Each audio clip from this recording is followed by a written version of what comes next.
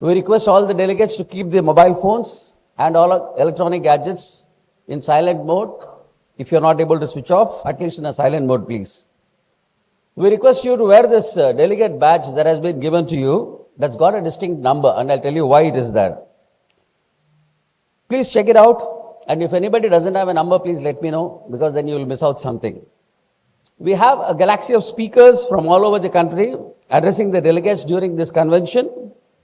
The profile of the distinguished speakers at the convention can be viewed on the program sheet that has been given to you.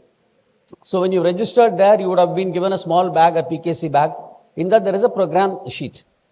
That program sheet has got 4 QR codes. One of the QR codes will tell you who the profile of the speakers are. We have attractive gift hampers for all those who have taken time off and attending this convention.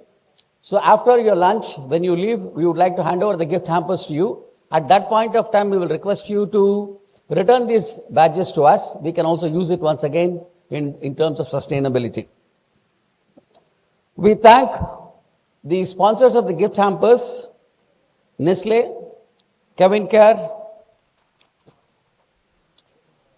Timelinks, Kaveri Coffee, Murugappa Group, Gingerbread, Prakash Kochar and Co., who has given us this attractive bag, Sankalp Taru, an organization that works for a green environment, and those who have given us the mementos today, Sona College Salem, Naturals and Go Colors, who have generously sponsored the gift hampers.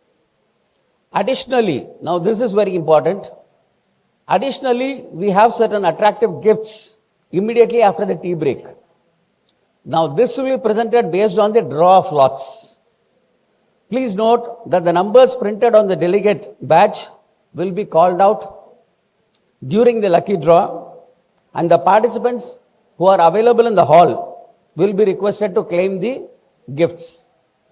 Now, when we call out the participant's number, if that participant is not available in the hall for some other reason, because we have to catch up with time, then the gift will move on to the next person who is available in the hall. So please be back as soon as the tea is over, so that we all can participate in the lucky draw. During each of these sessions, participants could send in their questions on digital mode. So there is a QR code once again for the sending the questions. Your feedback is very valuable for us. Please scan the exclusive QR code for providing the feedback. So there are 3 QR codes which I have told you just now. One is for sending the feedback, second is for the questions, and third is for the profile of the speakers.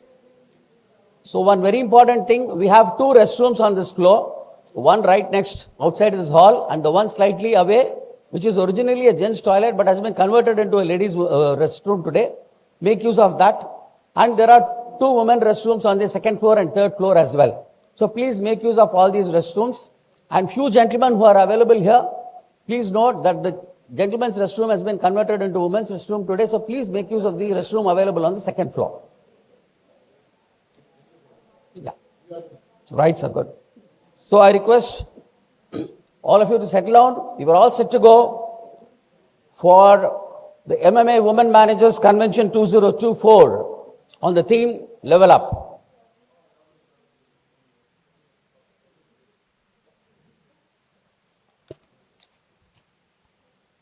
So ladies and gentlemen, here we are commencing the Women Managers Convention 2024.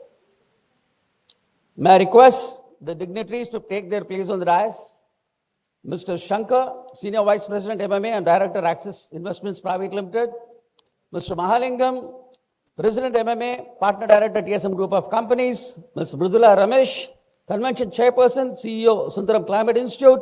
Mrs. Nirmala Lakshman, Chairperson the Hindu Group. Honorable Mrs. Justice Srimati Madras High Court and Group Captain R. Vijay Kumar. I think the claps are not good enough.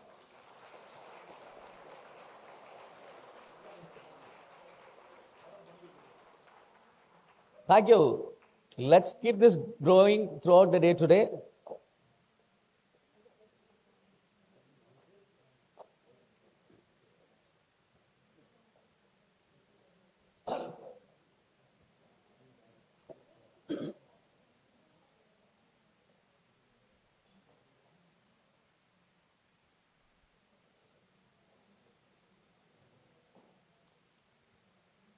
all good things should commence with some divine blessings so that the entire program goes off well. Ladies and gentlemen, we commence this inaugural session with a prayer song followed by Tamil Thai Varthu.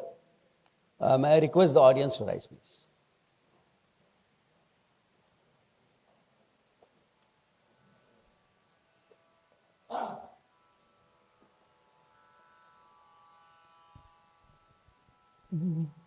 நிசதனி பமரி கமரிச கணநாதனே குணபோதனே கணநாதனே குணபோதனே கஜமாமுக கதினியா கணநாதனே குணபோதனே இணையே இல்லா பெரும் வாழ்வினை இனி தேடுமோ தனி நாயகா கணநாதனே குணபோதனே சதுர்வேதங்கள்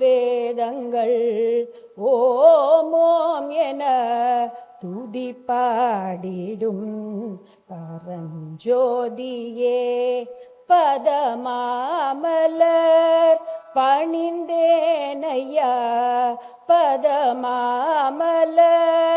பணிந்தேனையா பரிந்தே அருள் செய்வாய் நெய்யாய் கணநாதனே குணபோதனே.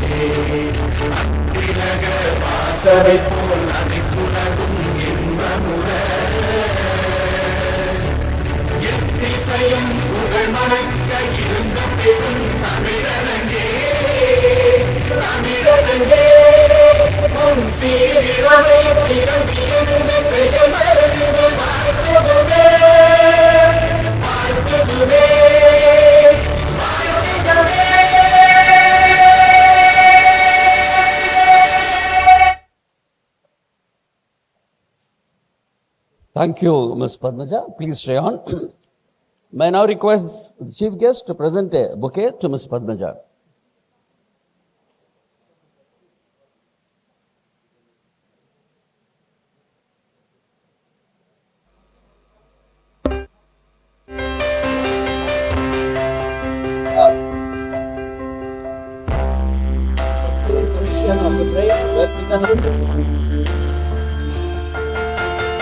Once again.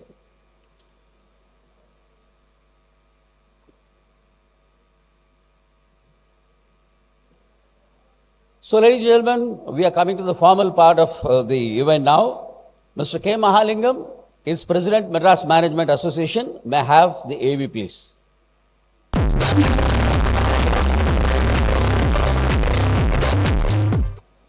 Mr. Mahalingam, President, MMA, and Partner Director at TSM Group of Companies, is a distinguished leader and investor with over 35 years of experience. Graduating from NIT Trichy and earning PGDM from IIM Calcutta, he transformed T.S. Mahalingam and Sons into a prominent automobile aftermarket brand and diversified its interests into finance, real estate, and angel investing, and pioneered third-party loan distribution. As an impactful president of various alumni and management associations, he leads significant projects and fundraising efforts while also serving as an active angel investor, mentoring aspiring entrepreneurs. May I now invite Mr. Mahalingam to deliver the welcome address.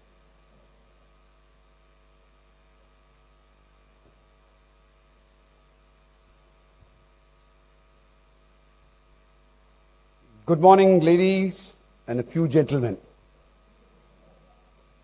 It is indeed my privilege to extend my warm welcome to the Madras Management Association's Women Managers Convention 2024. We're going to try something different. I'd like to start my welcome address with a short thank you note. Thank God I'm a committee member. Thank God I'm an office bearer, without which I don't think I would have got a seat here today. We had to close registrations much in advance and publicized it so that we didn't have to say no to people. We had to, I think it's IPL season and I think it's easier to get IPL tickets than seats at the Madras Management Association Convention. So thank you all for landing up in such large numbers. Thank you. Vijay Kumar, I think next year we should have a screen outside for people to watch. Esteemed guests, distinguished speakers, invitees, past presidents, delegates from corporates, industry management professionals, and my colleagues from the management committee, members of the media, viewers watching this convention live from all over the world. Actually, we get, our last event here had some 25,000 views. I should mention that because the number of online viewers is increasing rapidly, and given the content of this event, I think we'll cross that number. A warm welcome to the MMA Women Managers Convention 2024 on the theme Level Up. MMA Women's Managers Convention is a celebration of womanhood, and I take this opportunity to extend a hearty welcome to our chief guest, Ms. Nirmala Lakshman, chairperson of the Hindu Group. Thank you so much for taking time off and coming. And Honorable Justice Ms. Srimati, Madras High Court. Thank you again. I understand you come all the way from Madurai for this. Really touched. Thank you so much. I also welcome the distinguished speakers of all the 4 sessions who so kindly agreed to join us this morning and share their views. Many of them are my friends and many of them travel long distances to be here. Thank you so much for taking the time and taking the trouble. Thank you again. We really look forward to inspiring sessions today. It's really very heartening to address such a large energy packed with so much energy. Not surprised, given the theme, the speakers and the sessions. Look at the theme Level Up. It's so resonant with the mood of the nation today, especially the women. 2 words that come to my mind are aspiration and ambition, and all of you here, aspiring and ambitious, are raring to go many levels up. I think the theme really resonates with the mood of the nation and the mood of the women of the country today. We have actually a fighter pilot who goes many levels up on a daily basis though. Look at the speakers. A media group head, a high court judge, a columnist speaker, an author, a motivational speaker, a writer and diversity champion, a champion of the disabled, an award-winning architect.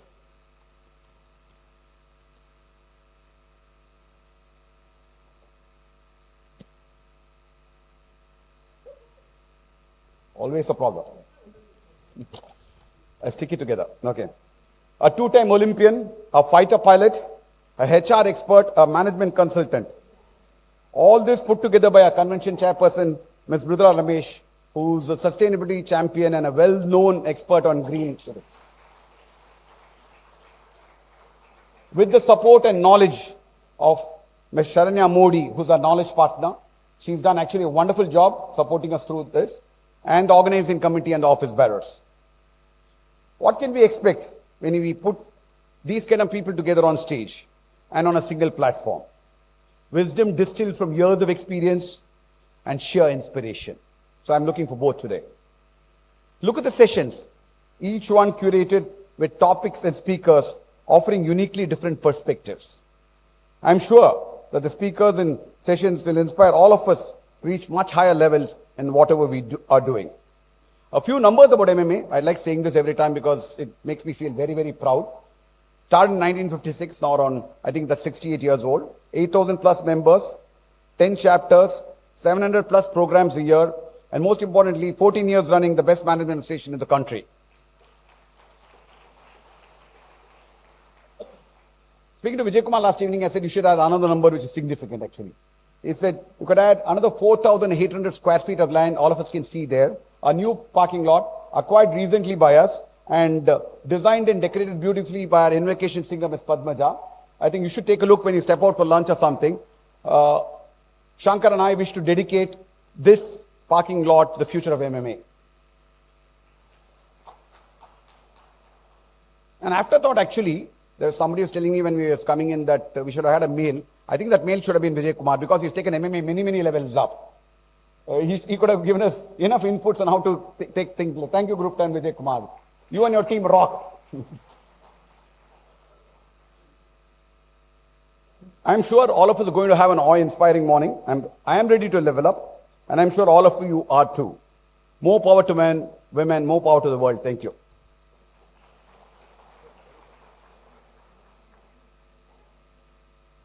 Thank you, Mr. Mahalingam, for setting the context.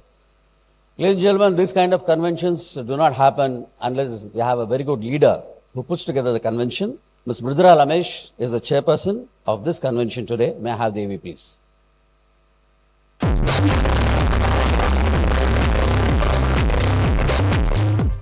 Ms. Mridula Ramesh is the award-winning author of the critically acclaimed books The Climate Solution and Watershed. She is also the founder of the Sundaram Climate Institute, which focuses on waste and water solutions. She is an active cleantech angel investor with a portfolio of over 20 startups and is involved with several initiatives to spur climate tech entrepreneurship. A graduate with distinction from Cornell University and an MBA from the Kellogg School of Management, Mridula worked at McKinsey in Silicon Valley and currently serves as the executive director of Sundaram Textiles. May I now call upon Ms. Mridula Ramesh to provide an overview of the convention.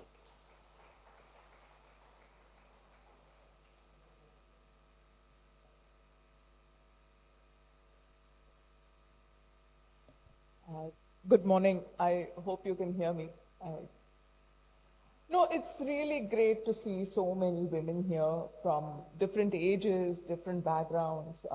Welcome. It'll make me happy. I'm not going to take very long, primarily because I want to listen to the fabulous women who are following. And I'll just say what I hope you get out of this conference. Look, there's no sugarcoating it. I think India's female labor force participation has always been a problem, right? We've seen some improvement in the recent years, which is good.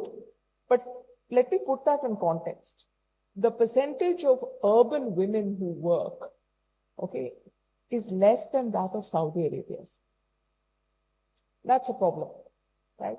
And we can have, there are many, I think, reams of paper written on it. But that was sort of the guiding thought between, in terms of how we shape this conference.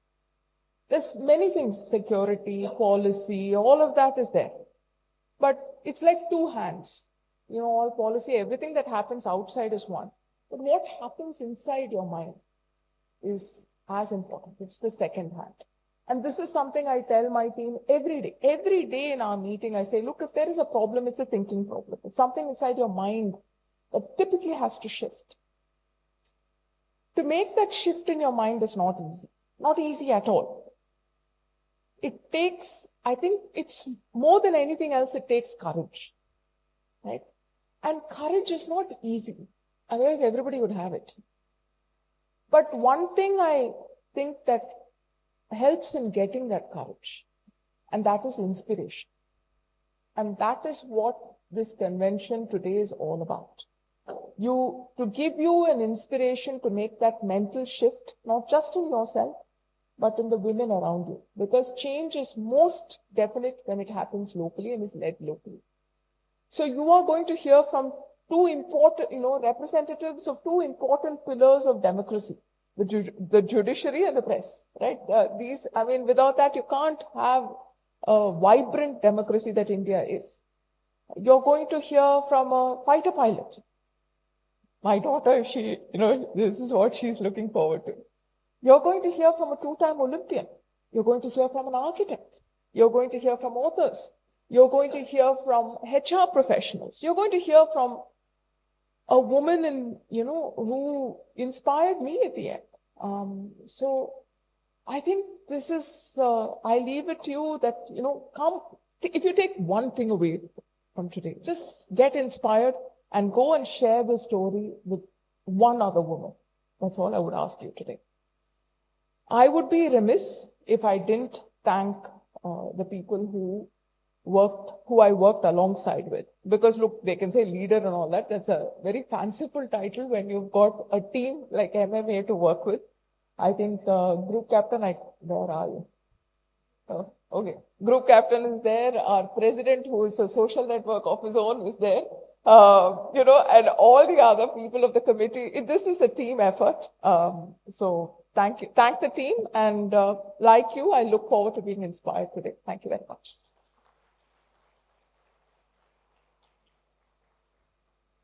Thank you, Ms. Mridula, for setting the tone, and you said it there, that the convention is nothing but an inspiration for all the ladies who are going to join here today. Ladies and gentlemen, we have Honorable Justice Ms. Srimati amongst us today. We are indeed privileged. May I have the AV, please?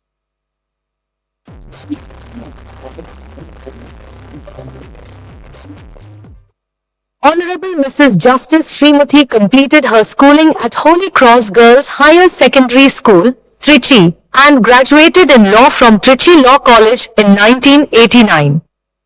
Her practice spanned various areas, including civil and criminal laws, taxation, and writ matters.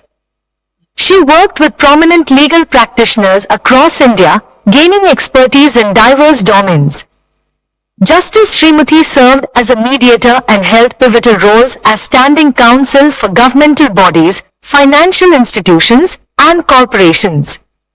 Her extensive legal experience and dedication to public service mark her as a notable figure in the legal fraternity. It is my privilege now to invite Honorable Justice Srimati to deliver the keynote address.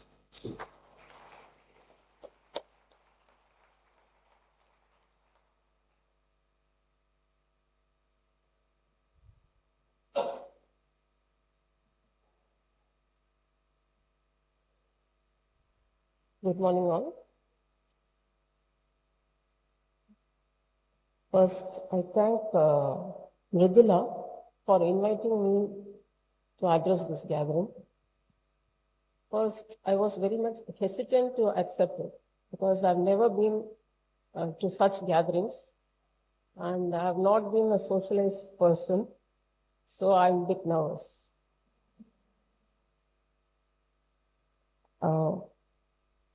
I thank Mr. Mahalingam, Captain Vijay Kumar, Ms. Nirmala Lakshmanan, and Mr. Shankar on the dais, as well as all the speakers in this special session, and people who are sitting here and who are watching online.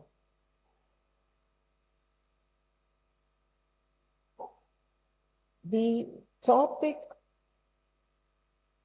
is a wonderful topic for all the aspirants. MMA is a wonderful platform for women to share their thoughts, opinions, insights, experience, and how they overcome their struggle to level up. I have come from a field of law, and I'm a first-generation lawyer, now as a judge. The law profession is dominated by men. I think here, men or less, I'm very thankful. A lawyer's day would start with the preparation for the day's case in the morning, then address the courts, then meet the litigants in the evening, again prepare the brief in the late evening and the late night sleep. Literally, family life takes a backseat, and for men lawyers itself, it is the same position. Therefore, the lawyers would not be available for the family members. Hence, women lawyers' family would have a greater role for the success of a women lawyer, where the family would be her shadow. Of course, the family role is more, since the lawyers will be among the litigants. They are fierce litigants fighting with each other. At times, lawyers would step into the shoes of the litigants and they will treat as if it is their personal fight. Finally, they will be exhausted, drained, no energy.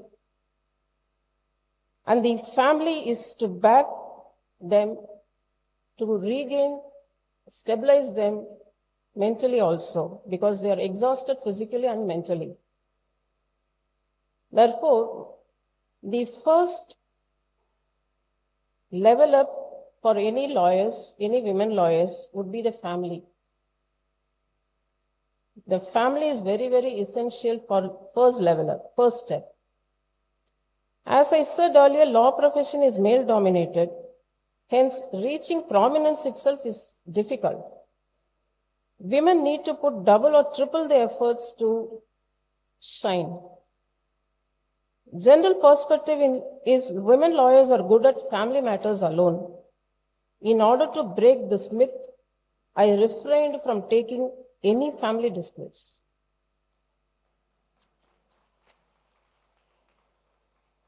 I concentrated on other fields of law. I started specialized fields like municipal laws, electricity laws, income tax laws, customs, and excise. Hence, choosing the right specialization in your field is another factor for level up. The law profession is a unique profession. It is difficult to state by the lawyer that a case would win or lose, since losing or winning a case would depend upon the person who is sitting as a judge. But the lawyers would have a fighting spirit which makes them to file appeals to high courts. And until he gets a favorable orders, he keeps fighting. The lawyer would have a guts to state that the judge is incorrect in rendering the judgment this way or the other way. Because of this quality of courage, boldness, standing for a cause, lawyer would be the first to raise their voice against any public issues. Hence, their role in democracy is essential and significant. It is because of this quality, in freedom fight, most of the persons who led the fight would be lawyers. Hence, the collective voice in our field, that is teamwork, which is another tool for level up. When we devote our time to our profession with a passion by 24/7, the impact would be on the health. As a judge, we have work by 24/7, that too our mobility is limited, and the impact on the health is more. We women ignore our health, ignore the symptoms of the health, and end up having health issues. Good physical health leads to good mental health. Our Bharatiya Yoga explains it as Panchakosh, which means 5 body of consciousness: Annamaya, physical body; Pranamaya, life force; Manonmaya, emotional; Vijnanamaya, wisdom; and Anandamaya, bliss. Hence, maintaining physical and mental health is paramount for any level up. There is a famous saying in Tamil, "Suvar irundaldan chitram varaya mudiyum." So, physical and mental health is absolutely important for any level up. While aiming for a level up, we would come across some setbacks, obstacles, challenges, and would stuck in the middle of the pipeline, and the destiny would be out of reach. In such situation, take a break. Tell yourself this challenge is an opportunity to learn a lesson. Then proceed like a river. Wherever pit is there, level fills the pit and flows. Whenever huge stone is there, it deviates and flows. Whenever small stones, it takes along with it and flows. While aiming for level up, we would come across distraction and deviation as well. While handling the cases, I have come across some women who have lost track towards their goal. A MCA student had an aspiration to achieve a great height in the computer field. After marriage, she lost track of her goal and wasted 15 years of her prime life. Whenever marriage is not working, take a decision at the earliest. Don't waste time. But nowadays, the spouses are fighting to hurt each other, to take revenge on each other. In the process, both waste their energy. Whenever we are angry, just observe the body. Body temperature would increase. Acidity, ulcer, and other complications. Whenever there is distraction and deviation, shed the unnecessary issues. Save your energy. Bounce back with a bang. Save energy and spend energy for your level up rather than wasting it on unnecessary issues. All these are for personal. Now coming to the social level up. I'm listing out only 3 things which you can concentrate, contemplate. Rural and urban distinction is there. We have to concentrate to level each. And eco-friendly ought to be the other motto. And latest is narcotics. It is spoiling the entire society, and each one of us have the role to contribute. I'm not going to give you any how to tackle it and other things, but it should start from the family. I admire each one of here because all are having some aspirations to achieve, or somebody have already achieved, and I bow them before you. In Vedic period, from Lobamudra, I hope you have heard this name. No. Lobamudra? Anything else? Who is she? Agasthyara patti namakku ellarkum theriyum. Why we are not identifying her wife? It's so sad, no? She has did extensive research in sound engineering. And other persons like Gosha, Maitri, Garg, etc. Then from Velu Nachar to Vijayalakshmi Pandit, from Indira Gandhi to Draupadi Murmur, from Anantibai Gopal Rao Josh, who is the first allopathy doctor, Roshni Sharma, first women bike rider from Kanyakumari to Kashmir, and latest Miss Pragya, who is offered admission in the master degree in the law in 6 foreign universities with scholarship. Her background is a very humble background. Her father is employed as a cook in residence of a judge. So, to sum up, women bring a unique blend of empathetic leadership, strategic vision, fostering inclusive workplace where diverse voices are heard and valued, ultimately driving innovation and organizational success. However, the same could be achieved with a supporting family, right to specialization in our field, collective voice, avoid unnecessary fights, and save energy. But the paramount is good physical and mental health. With this, I conclude. Thank you.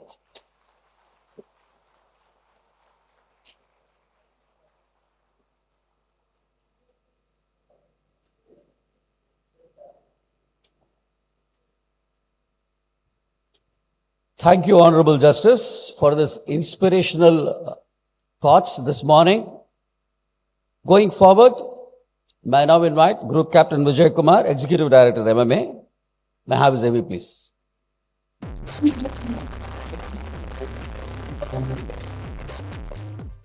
Group Captain R. Vijay Kumar, retired VSM, is the Executive Director of the Madras Management Association, MMA. He was awarded the Vishisht Seva Medal by the President of India for his outstanding service in the Indian Air Force. Under his dynamic leadership, MMA has been declared the best management association in India by IMA for 14 times in a row, including for the year 2022-23. An avid golfer, he represented India in top international tournaments, and he also serves on the executive committee of St. John Ambulance Association and PS Educational Society, while presiding over PS Matriculation School, North, SRKM, Mylapore. May I now invite Group Captain Vijay Kumar to make a special announcement regarding the MMA business mandate. Thank you, Venkat. Good morning, ladies and ladies. It's always a pleasure. This one event I really enjoy putting together every year because you are so disciplined. Sharp 9:30, you are all here. The hall is full. My guys are struggling to find seats. Big round of applause to you. Lovely. That shows the full power of MMA Women Convention Committee, not MMA. I can assure you that. MMA comes out with an eagerly awaited news magazine, Business Mandate, with the leadership of over 90,000. Our leadership includes leading business groups in South India, dynamic medium-scale companies, and reputed professionals from various industries. In addition to MMA members, the Business Mandate is circulated among notable opinion makers, industry leaders, senior government officials, multi-group nationals, management students, and host of distinguished personalities. It's indeed my proud privilege to be associated with Business Mandate for the last 17 years in a row and still going. MMA has adapted to leveraging technology with a variety of unique online initiatives, including the state-of-art digital magazine, which we'll be releasing in just a while now, which features embedded videos, digital magazines, got several distinctive features. On the occasion of the MMA Women Convention Committee and Women Convention 2024, we have brought out a very special issue of the magazine consisting of interesting articles for the benefit of our readers. My request to you for your attention to the screen to know more about the features. I really urge upon you, start watching them. It's free. It reaches you every month. May I have the AV, please?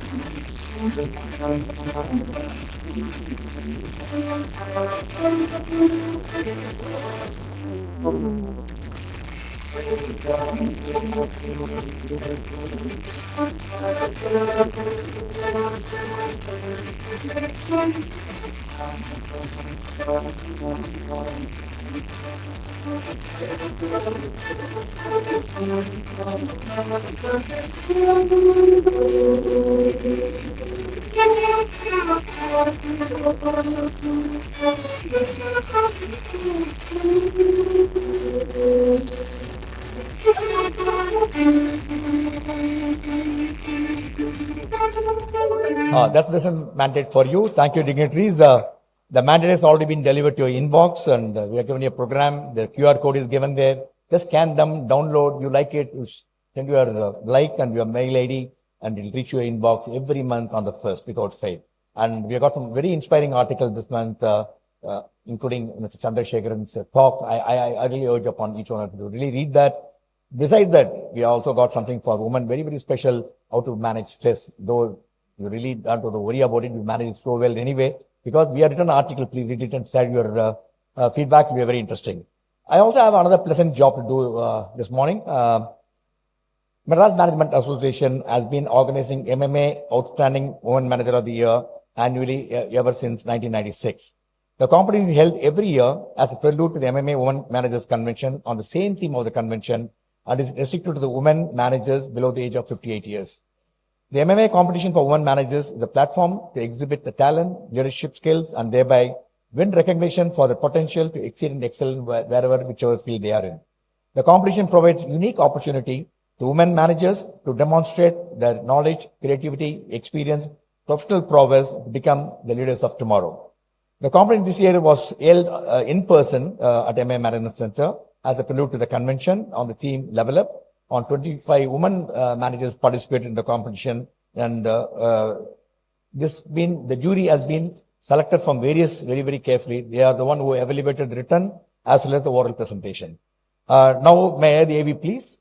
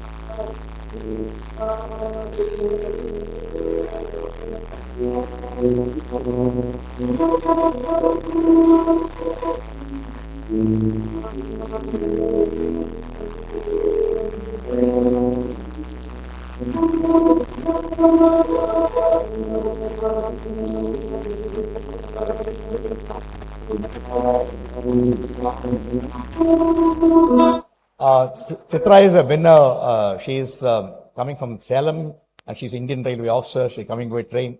Because she's coming by train, she's going to reach in time, but she's reaching little later to the auditorium. I think we'll have to wait. We'll try and give her the award before the end of the inaugural session. Thank you so much for your patient attendance. Really indeed a pleasure to have you with us this morning.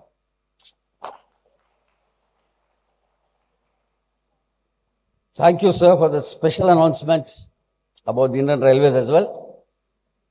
Ladies and gentlemen, we have Ms. Nirmala Lakshman. Once again, we are privileged to have her with us this morning, chairperson of the Hindu group. May I have the AV, please?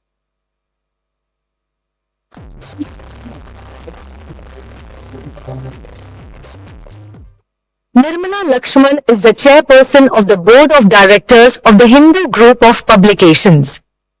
Ms. Lakshman holds a PhD in postmodern literature and has more than 4 decades of experience as an editor, writer, and strategist for the Hindu group of publications. During her tenure as joint editor of the Hindu, she led the relaunch of several feature sections and the creation of new ones, including the Hindu Literary Review, Young World, and the Hindu in School.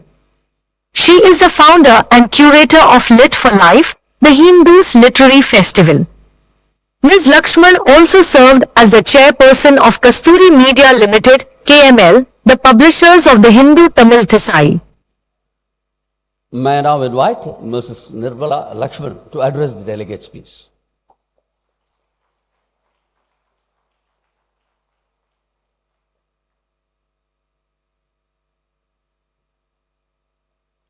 Good morning, everyone. Thank you. Somebody remarked that they're happy to see women. I would also like to say that we'd like to see more men being involved in meetings like this. But given the leadership of people like Mr. Mahalingam and Group Captain Vijay Kumar, I think MMA is going to achieve very creatively much more than support for women like you.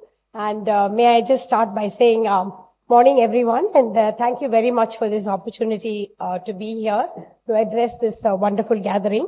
And I'd like to say that I would like to, that I am an old connection of MMA, thanks to Group Captain Vijay Kumar. I knew him about a decade ago, and we've been in touch off and on, but it's a privilege to be back here and to see that the institute has grown so much. As Mridula said earlier, the fact is that MMA is the fulcrum, I think, of bringing the two hands together. She spoke about how the things exist in theory and practice, and there's something else that's not quite there, but I think MMA managed to put things together. So very grateful for this opportunity to be here. Thank you again, Mr. Mahalingam, Mr. Shankar, the dignitaries, and Bibila for inviting me, and Dr. Justice Srimati for a very, very enlightening address.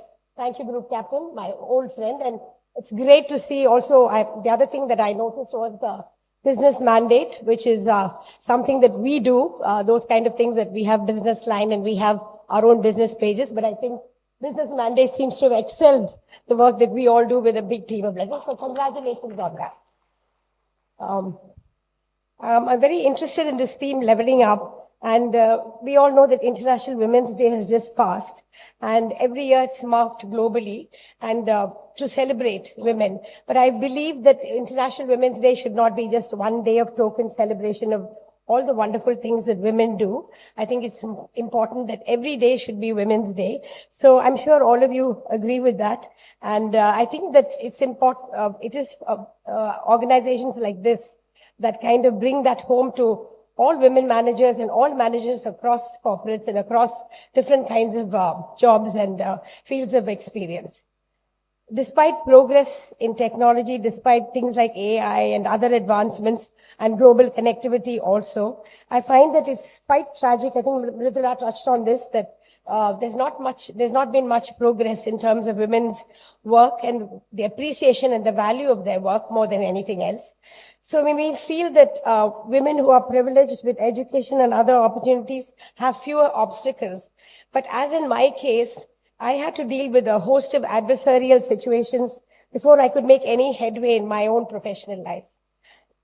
I think that I came through a challenging scenario over many decades because of a certain stubbornness, and I hope all of you have that stubbornness, which is what will take you a long way. I think just the persistence and to stand your ground so that you can move forward in the work that you do, not just in your houses and in your homes, but also in your offices and wherever you work. I had faith also in the kind of capabilities that one can recognize in oneself and feel that, despite overwhelming situations, it's important to, as I said, stand your ground. And there will be progress. I assure you there will be breakthroughs and things that you feel. That leveling up is also about leveling up yourself with your own qualifications, with your own standards. And also, it's not just about you. It's about other people who should level up. Men should level up to meet you and your expectations. And I think that's a very important point. I think it's important to keep also in mind that it's never about the glass ceiling. So please don't be kind of caught in that cliche of breaking the glass ceiling. You should look beyond the glass ceiling to see the sky above, and the thing important to reach the sky rather than to be feel that you're enclosed by any glass ceiling. The theme of the convention today is leveling up, and I think it's crucial to look at all the implications of this phrase, which is being used off and on in the working world. Let's briefly look at some overall figures before we touch a little more on the topic. A recent Deloitte survey of 5,000 women globally and individually within countries indicated there were 3 top concerns for women in the workplace. In India, 59% of the women surveyed felt concerned about women's rights. Now, this means that women are much more aware of their rights than they were earlier, and 59% felt concerned that it could also mean that 59% did not feel confident enough that their rights were not impinged upon. This is something I think important to think about.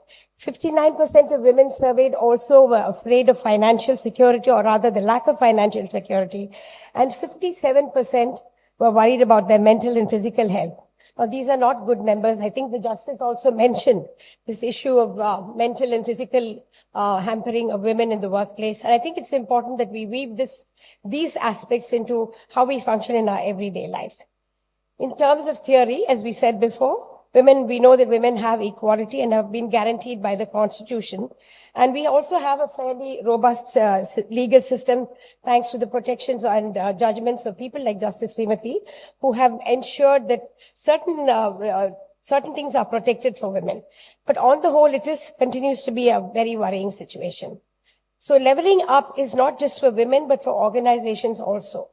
They have to level up to look out for the well-being of women who work in their offices, whether it's to do with things like sexual harassment or much more subtle gender bias that is very subtly, still very much in existence in many corporates and offices across the country.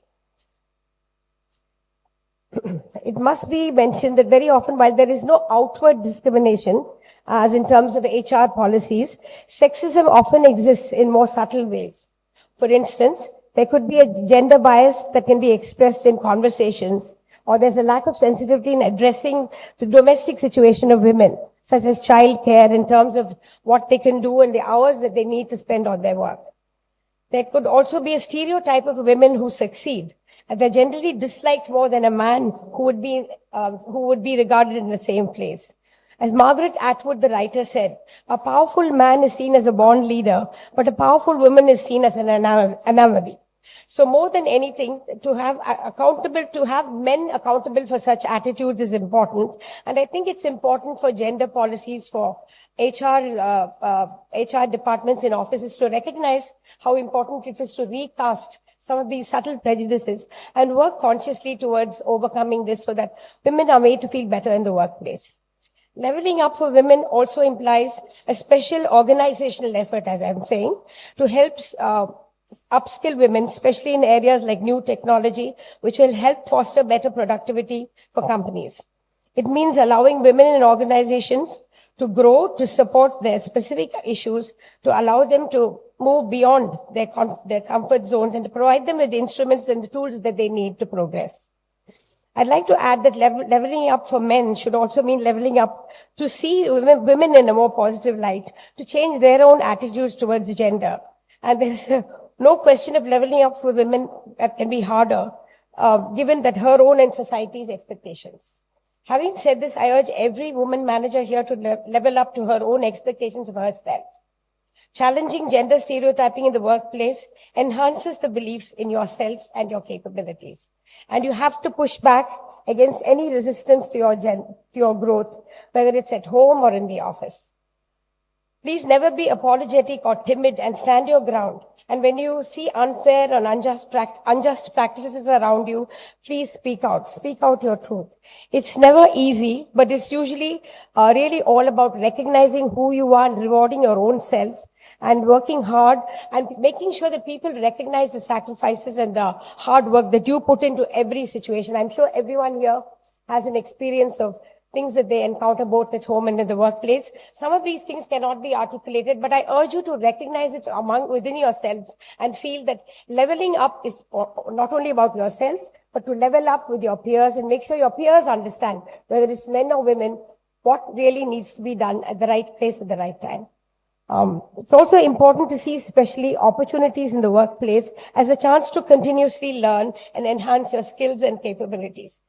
Never be afraid to learn new things and be afraid to talk about that which you don't understand. Because I find that women often feel overawed, especially by technology, and feel, that I don't understand this, so better not say anything. I don't think there's anything wrong with asking a few questions, and so what people think about you should never matter anyway. So please do forge ahead, learn new things, and at every micro level, you must be confident you are leveling up and you are changing life for yourself and for people around you. So please be confident of that. I encourage you to form coalitions and networks among yourselves so that, you can grow to greater heights and make sure, because there's no society that will be vibrant unless women are really equal partners along with men. So I wish everyone here a very, very happy convention, and I hope that you'll have a wonderful day today. And thank you very much again for the opportunity to be here.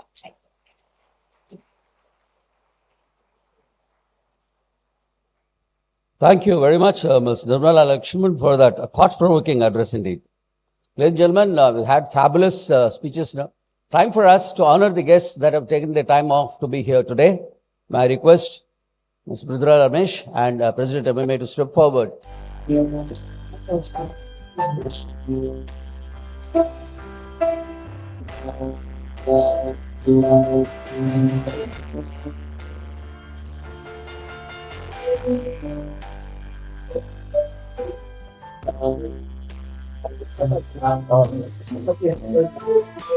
About the life of the judicial officer and what all you go through. It's been a real revelation for all of us. Thank you so much for that. And of course, Ms. Nirmala Lakshman gave a very, very stern message, not only women, Men also level up, ma'am. That's why we have some men here today to listen to you. They also level up. This requires a big round of applause, not this silence. Yeah, absolutely.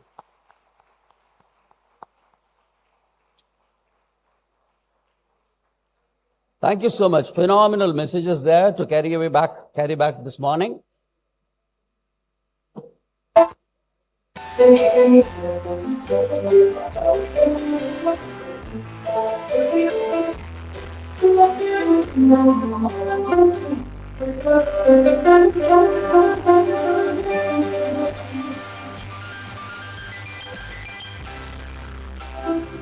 When Mr. Shankar is Senior Vice President MMA, may I have his AB, please?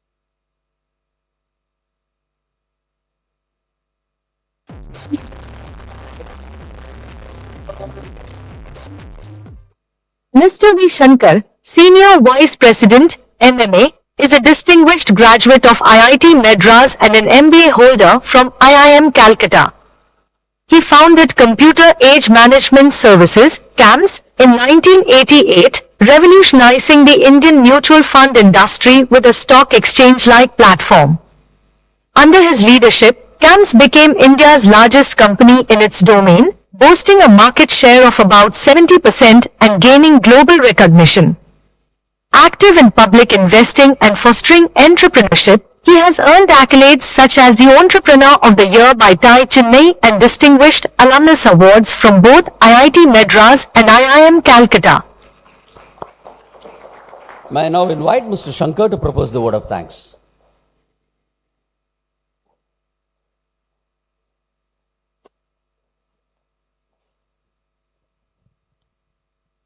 Good morning. The first line of every vote of thanks always starts with, "It is indeed my privilege to deliver this vote of thanks."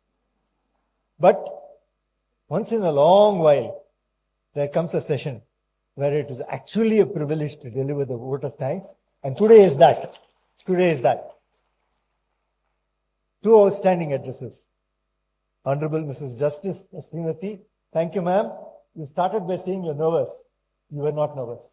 Your address was courageous. It imparted courage to the young women over here and all over. Thank you. Nirmala Lakshman, thank you so much for that outstanding speech. You talked about stubbornness, confidence, and faith. I suppose they are, in a sense, other side of the coin to what Justice Srimati said. But when I look at the audience here, I see all of this. I see confidence, I see faith, I see courage, I see all of it. So I guess this address is really meant for people outside this room. Please propagate this message to people who are not here, right? They need this the most. Sharanya Modi has been a linchpin of this conference, of architecting this conference. Thank you very much. Truly appreciate it. Many of our distinguished guest speakers have actually traveled from all over India. Not easy to get together a team of speakers like that. I, of course, thank the speakers, but more importantly, I now start by thanking Mridula Ramesh. Mridula, anything you touch, truly, anything you touch turns to gold. This conference has the beginnings of something fantastic. Thank you very much. My thanks to distinguished past presidents of MMA, managing committee members headed by Mr. Mahalingam. Mr. Mahalingam, as many people have mentioned, he's a social network all by himself. All you need to know is Mahalingam and you know the professional community in India. Thank you, Malik. Padmaja, you always start us off on such a beautiful note. Thank you for that invocation.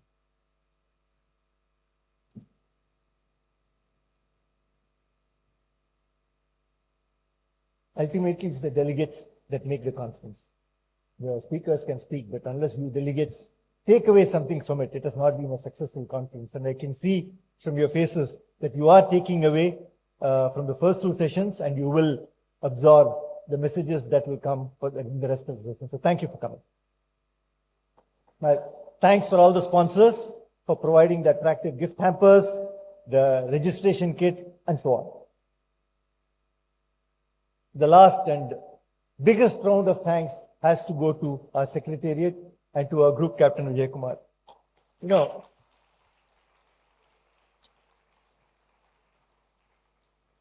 putting together even one conference is a major task. In the last 1 month, we've had our annual convention.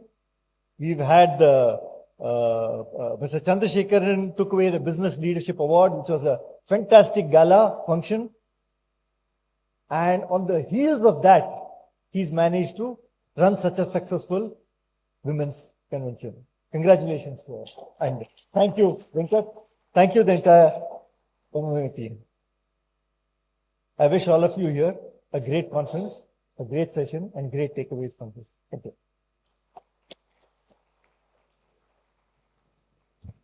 Thank you, Mr. Shankar. And before we break for tea, one more announcement. Mr. Shankar supports MMA in a big way in having the CSR activities for the government and government-aided schools, along with Mr. Sitaraman of Super Out of Forge. Thank you so much, Mr. Shankar, for that. And happy to announce that we have some teachers, the real representation of Nari Shakti from these government-aided schools, attending the program here. Thank you, all of you, for joining us today. Now, time for us to break for tea. Ladies and gentlemen, we don't have much time, 15-20 minutes. Should be back in the hall about 10:35, if possible. Yeah. So, as I told you before, once again, I'll remind you, we have the lucky gift, lucky draw, where we have some lucky winners winning some gift hampers now. So, that will be at around 10:40. So, please be back. And once again, it is only for the people who are available in the hall. Let's break for a quick cup of tea and be back. Thank you so much.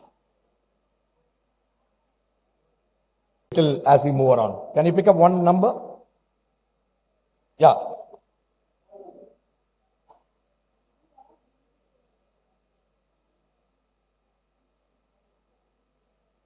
What's the number? Oh, Downing Street, number 10. Who is it? Anybody got number 10? Number 10. Okay, next number. Anyway, number 10 is here. Please come. Number 10? No? Next. 167. 167. Not there?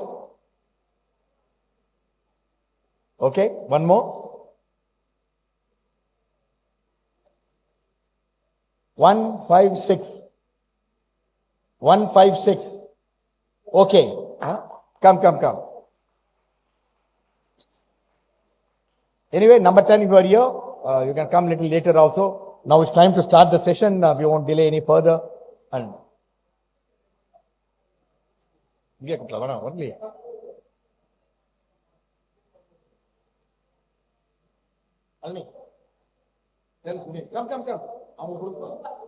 You give the gift to her. Come, tell her to give her. It's a lucky problem. Now we start here. Start, sir. Number 10. Okay. Number 10, come. Ali, she's a lucky girl.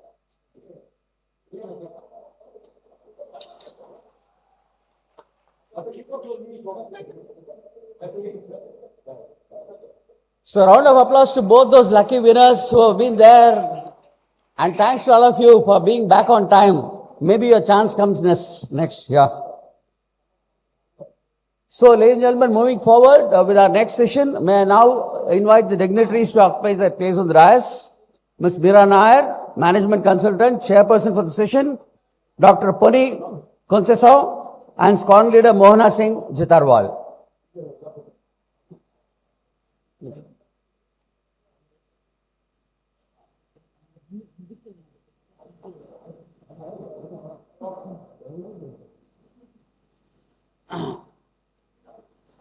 Let's welcome the dignitaries with a round of applause.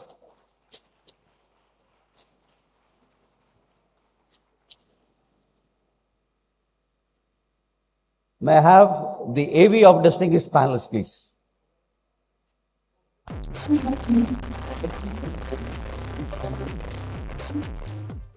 With over 25 years of corporate and entrepreneurial experience, Ms. Meera Nair serves as an independent director on the board of DBS Bank India and specializes in strategy and management consulting, particularly in the food and agribusiness sectors.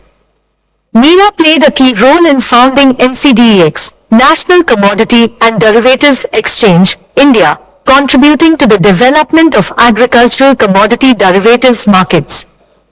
Additionally, she is an executive coach for CXOs and entrepreneurs. Meera holds master's degrees in agricultural economics and management studies, along with a degree in agricultural sciences, reflecting her deep-rooted knowledge and commitment to the agricultural industry.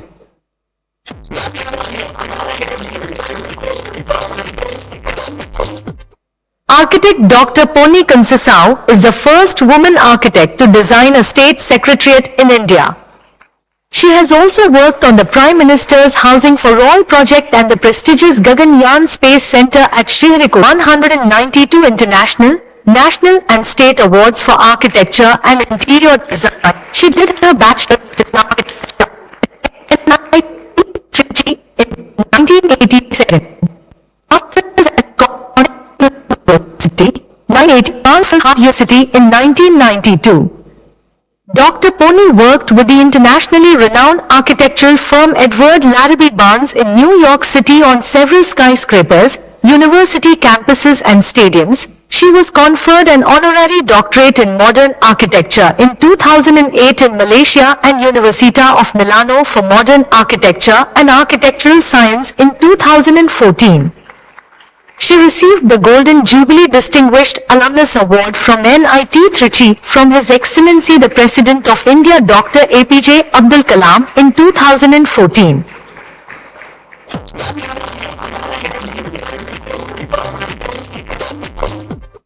Squadron leader Mohana Singh Jeetarwal created history along with Bhavna Kant and Avni Chaturvedi, becoming the first female combat pilots in the Indian Air Force. Commissioned in June 2016, she joined the fighter squadron after the government opened the stream for women on an experimental basis. Mona completed her schooling in New Delhi and holds a BTech in Electronics and Communication from Amritsar. Raised in an Air Force family, her passion for sports and arts was nurtured from an early age. In June 2019, she became the first fully operational female fighter pilot on the Hawk Mk-132 trainer, logging over 380 incident-free hours. Currently serving in No. 3 Squadron Cobras flying the MiG-21, her contributions were honored with the Nari Shakti Puraskar by President Ram Nath Kovind on 9th March 2020.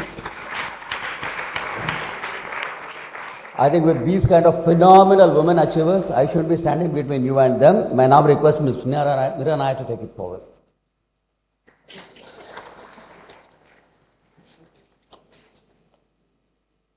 Good morning, everyone. Thank you, MMA, for giving me this opportunity. It is indeed an honor to be amongst all you women out here today. And it's a privilege, it's a daunting experience to be sitting with two accomplished women who have managed to make a mark in their male-dominated professions. Ponni, she is an internationally acclaimed architect, and squadron leader Mohana is one of the first female fighter pilots of India. Ponni will come first. Ponni, she's a globally renowned architect. She has won more than 190 international, national and state awards. She is the only woman who has won an Oscar, Mr. Oscar, who is her husband, who is here today.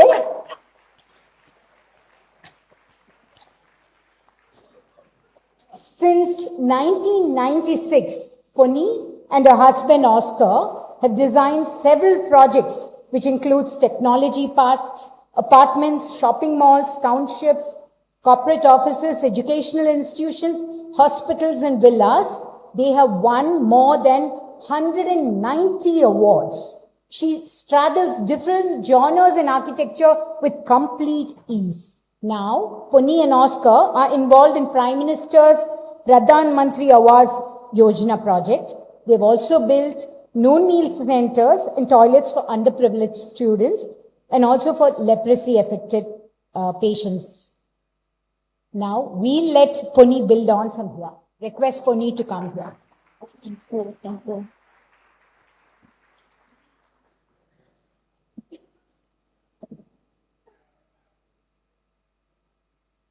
Good morning, ladies and gentlemen.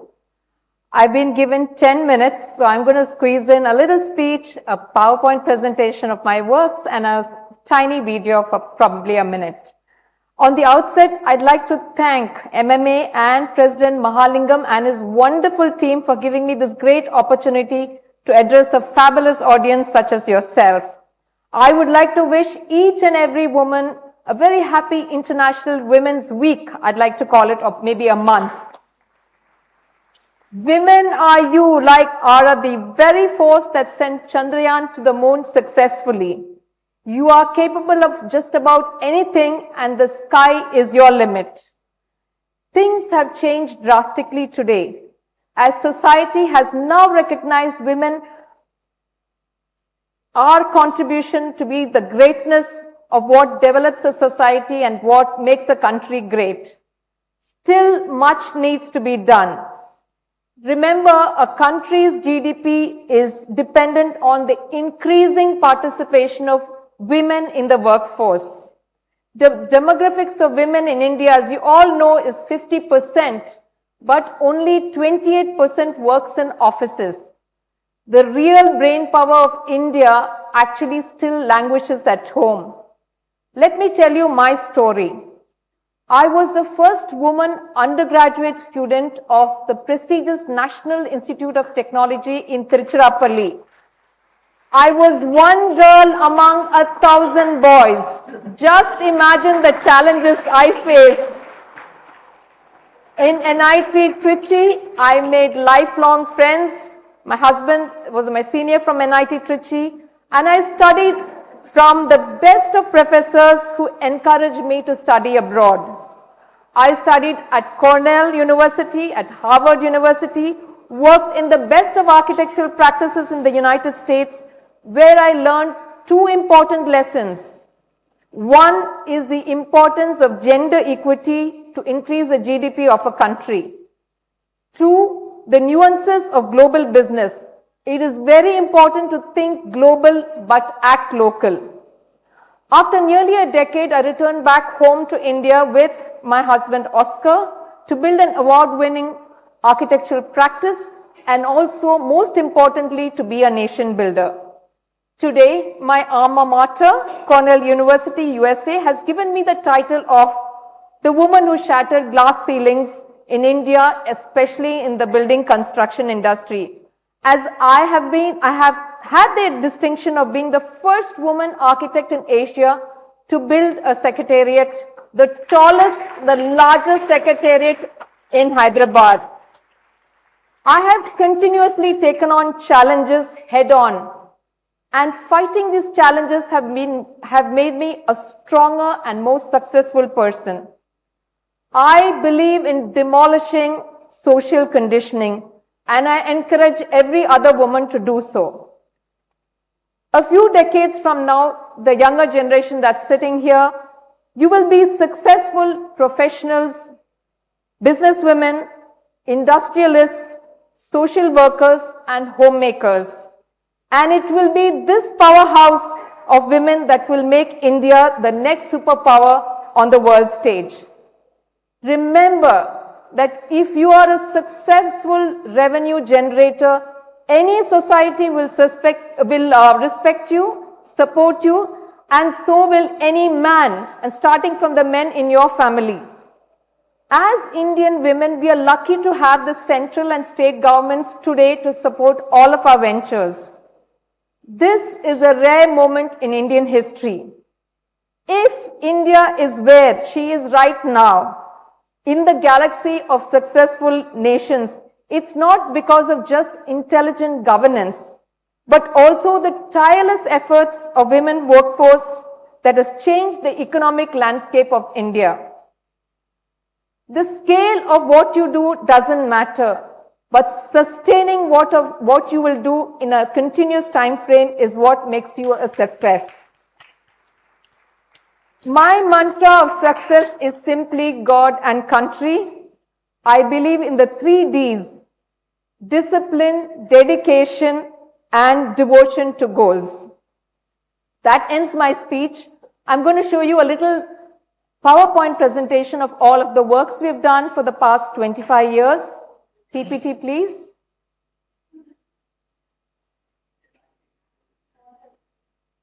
NIT, Cornell, and OPR architects. I owe it all to NIT and Cornell, of course. So let me just shift on to the pointer.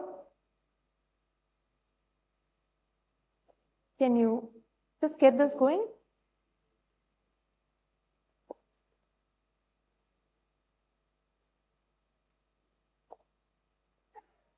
Now, this is the Telangana State Secretariat that we just completed last year. This is a 12 lakh square feet project, the seat of the Hyderabad Telangana government. 12 lakh square feet, which we finished in 2 years, built along sustainable lines and rated gold by the IGBC, the only secretariat in India to do so. This is a night view of the same secretariat. What you're looking at is the just completed Gaganyaan Space Center. I was very lucky to work with the Prime Minister's office on this. This is right there in ISRO in Sriharikota.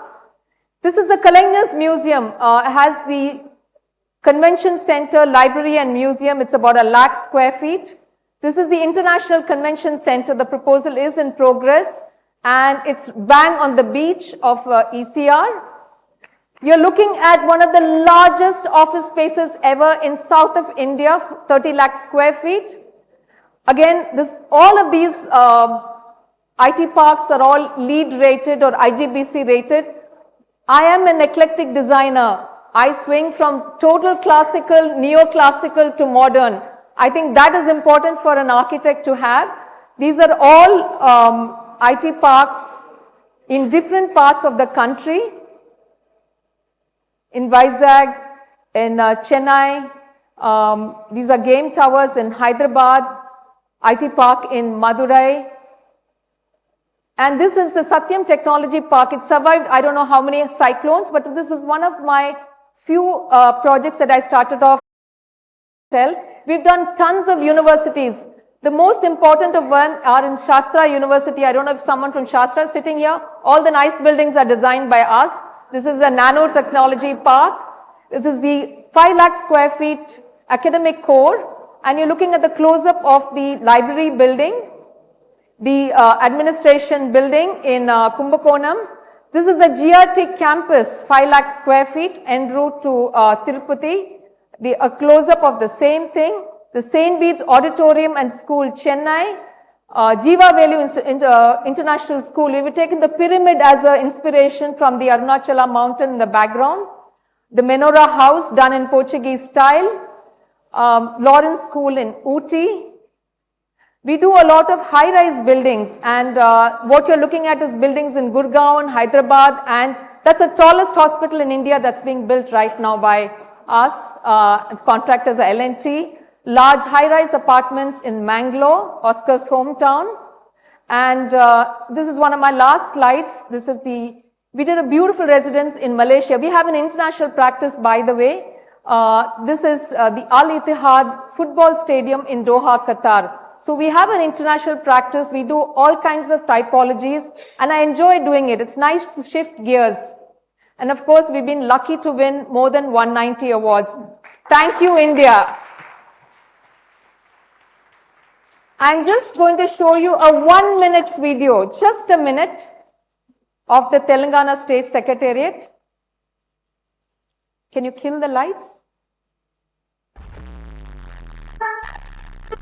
రాష్ట్ర ప్రభుత్వం యొక్క గౌరవానికి అస్తిత్వానికి ఒక ప్రతీకగా ఉండే secretariat ప్రభుత్వంలో అద్భుతమైన productive work జరగాలంటే మొత్తం సెక్రటేరియట్, మంత్రుల ఛాంబర్, శాసనసభ, హెచ్ఓడీల సముదాయము, ఒక అద్భుతమైన కళాభారతి. ఈ look at Hyderabad with our own vision.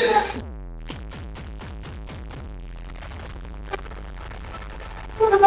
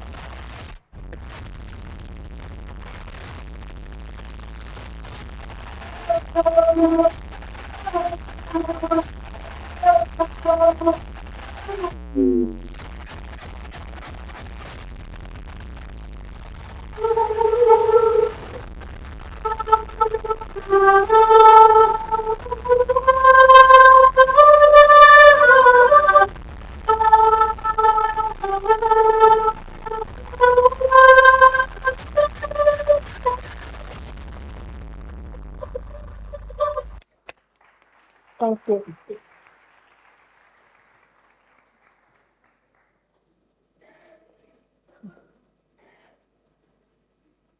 Thank you very much, Tony. And now we have the person who's only in the air most of the time. Squadron leader Mohana. She's just a year older than my daughter. She's one of the first female fighter pilots of India. She was inducted into the Indian Air Force Squadron in June 2016. She has over 850 hours of incident-free flying. In March 2020,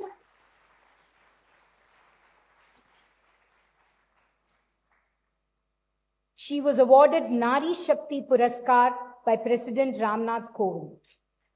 Now, let's hear from the woman who's always on the air. I would request Squadron Leader Mohana to take up on her stage.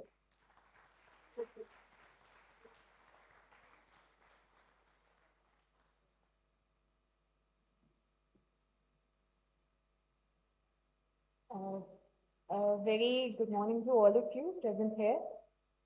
This is probably the first time I'll be addressing a convention like so, and I'm really thankful for this opportunity. Usually it is everybody else asking the questions and we're just answering those questions. However, today I've got an opportunity to put on my point of view to the people. So we'll just start with a small video that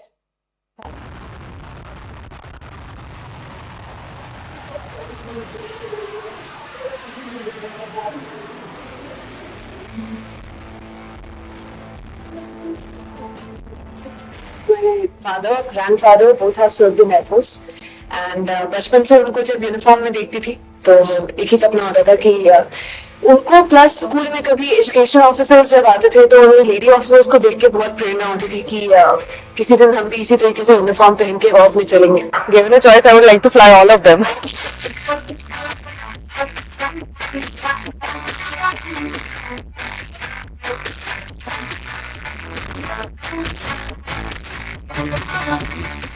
Her story and dream about joining the Indian Air Force turned out to be an inspiration to many aspiring women. Momina's journey to IAF is not an easy one. She has had her share of struggles and sacrifices to be made.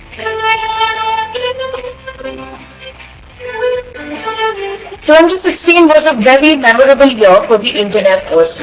That was the year IAF inducted the country's first 3 female fighter pilots. Flight Lieutenants Avni Chaturvedi, Bhavna Kant and Mohana Singh broke barriers and stereotypes by becoming India's first ever female fighter pilots. Mohana Singh was capable of carrying Hawk advanced jets. Mohana Singh was born on January 22, 1992 in Khatipura village of Junjunu district of Rajasthan. She did her schooling from Air Force School in Delhi. Flight Lieutenant Mohana Singh is also the first woman fighter pilot to fly a Hawk advanced jet. Her training included flying during air-to-air and air-to-ground combat missions. She's been part of several training missions, including shooting down rockets, cannonballs, and high-capacity bombs. Apart from this, she also has participated in Air Force level flying training. Mohana Singh has over 500 hours of flying experience that includes 380 hours of flying Hawk AK-132 jets. Spread your wings and fly high.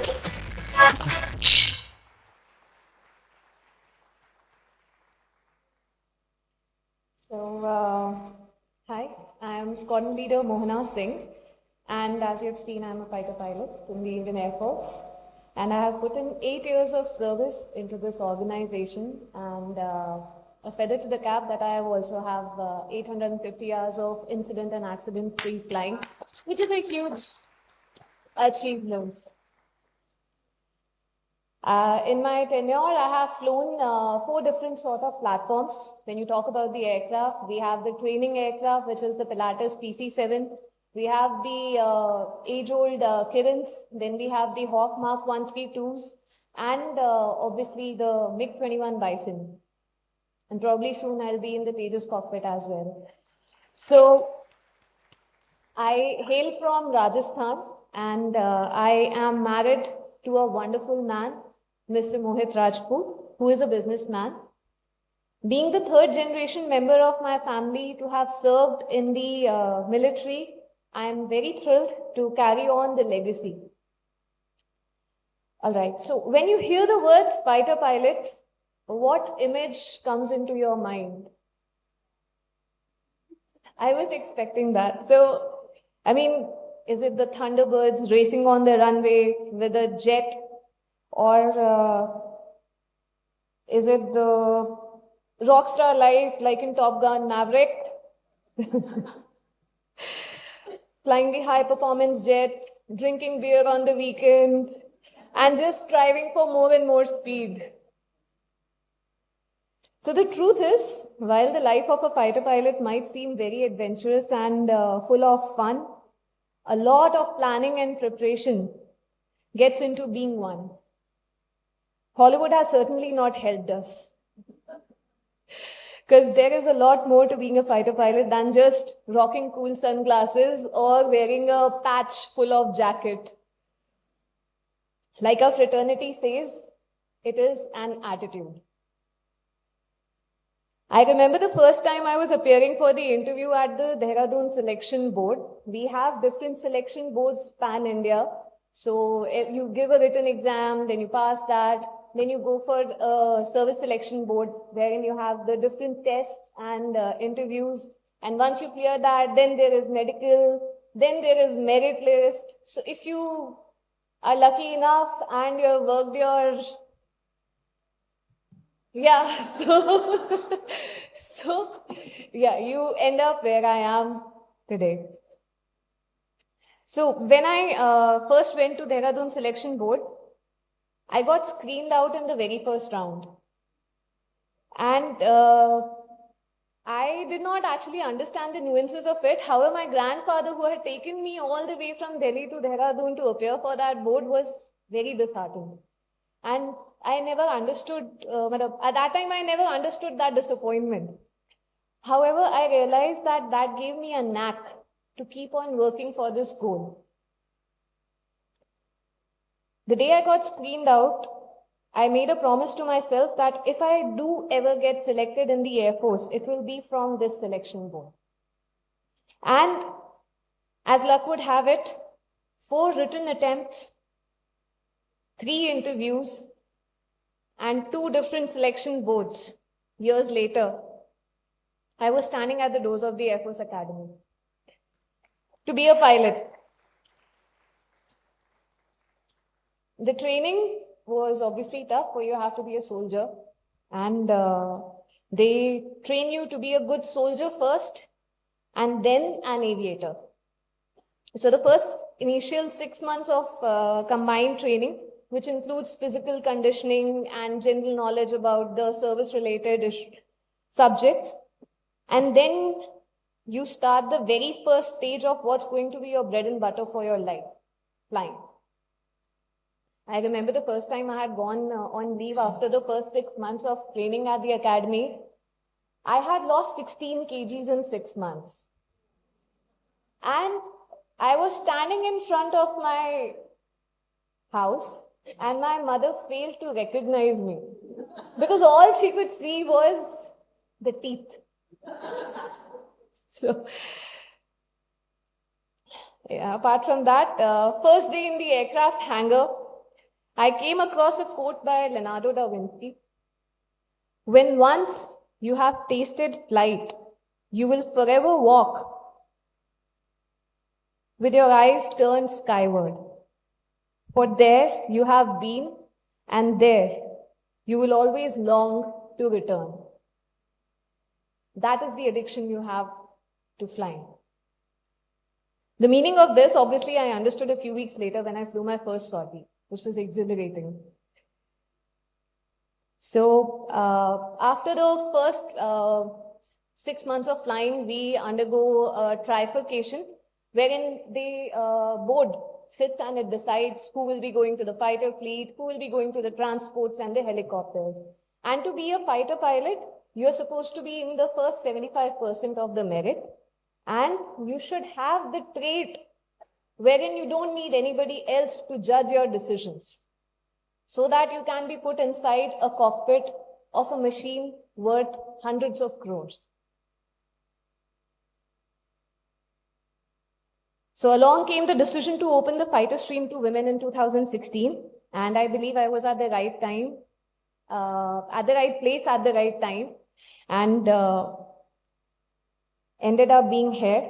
It seemed difficult initially to consider a non-gender biased environment in this fraternity, wherein no pilot had ever shared a cockpit with a woman counterpart.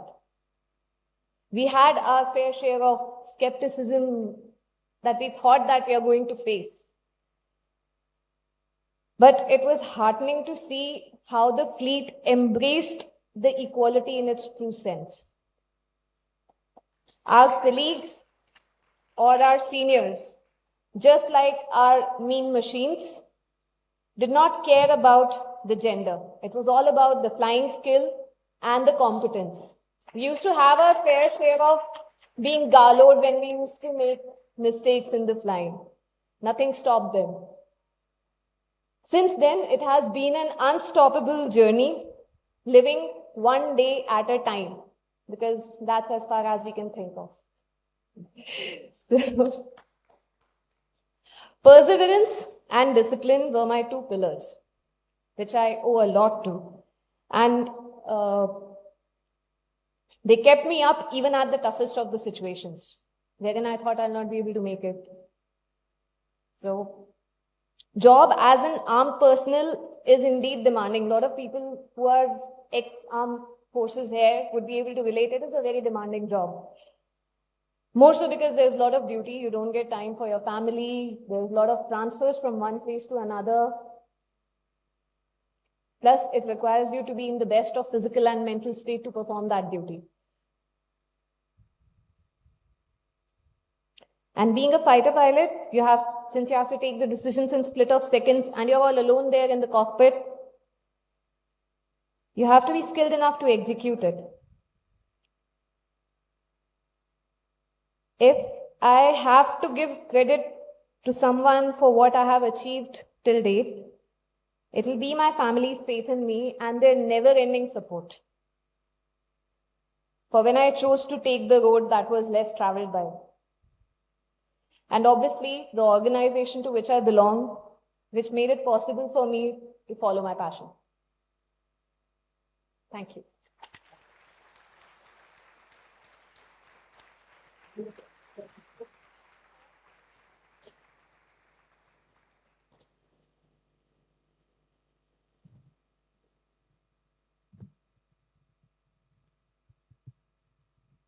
Thank you very much, Ponni and Squadron Leader Mohana, for such wonderful introductions. Now, Dr. Ponni. So, Dr. Ponni, how did you manage your social conditioning and break the glass ceiling? You have several first year credits. You were the first woman undergraduate student at NIT Trichy, which you already told us. You were the first Asian woman architect to build a secretariat. So how did you manage your social conditioning, break the glass ceiling, and what advice do you have for the younger generation who are out here today? Okay, it's like this. When I was in Church Park in the 8th standard, must have been 13, 14 years old, I don't remember. But I had a roadmap in my mind. I simply wanted to be a nation builder and I wanted to pick a profession that I would excel in. So my dad was a civil engineer in the Indian Railways and I had this affinity towards architecture and so I chose architecture. The point is, you know, you may have aspirations, you may have plans and you may have this grand idea of what life has for you. But as you get into it, you hit roadblocks. For example, in NIT Trichy, I still remember, Mali is going to kill me, but I'm going to say this little story. I went to pay my fees, but the clerk told me we don't take girls. And it was such a terrible thing for me because I burnt every bridge back in Chennai, rejected all other admissions and went to NIT Trichy. So, and I had a mom who was going to marry me off. I was just 16, 17 years old. So this was a do or die situation. So they said, go back home. I insisted on meeting the principal, marched into his huge, chambers, and he was a fabulous guy, no doubt about it, but one of the most intimidating guys ever I had met. So he told me, no admission for you. I'll get you a husband from NIT Trichy, very prophetic words, but go back to Chennai, do your BA, BSc, and your life is going to be made. You know, I didn't bother listening to him. Of course, I was very patient and I said, look here, under the constitution, and mind you, this is a government college.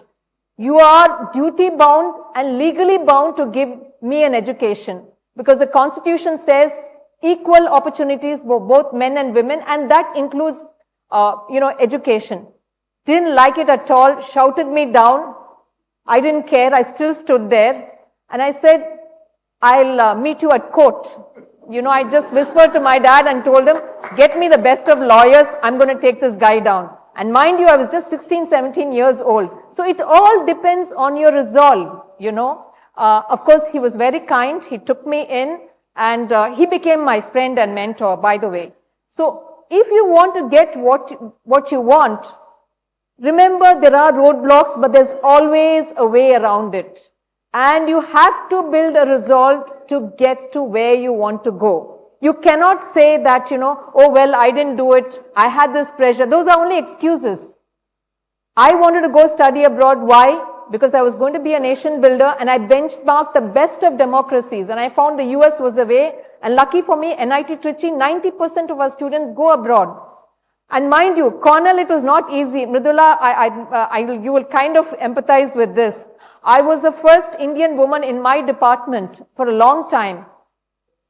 We have casteism in this country. We have the same flaw in an international arena. There is a bit of racism and mind you, also gender bias. Don't think the US is a fabulous place. You can just about do everything. You have issues there and we are all human beings. We are supposed to have issues and we are supposed to fight them out. So when somebody in your family tells you, look, you're a girl, you're supposed to get married, have a family, just say no. Just say no. And it's these very naysayers today who say grand things about me today. So if you have a roadmap in your head, if you have a plan, just go ahead. And the world has changed today. People are more pro-women and the men are out there to support us. Just go ahead and use it. So do not believe in social conditioning. Do not believe in roadblocks. And never listen to someone who says no. Think positive. So I think that's what helped me.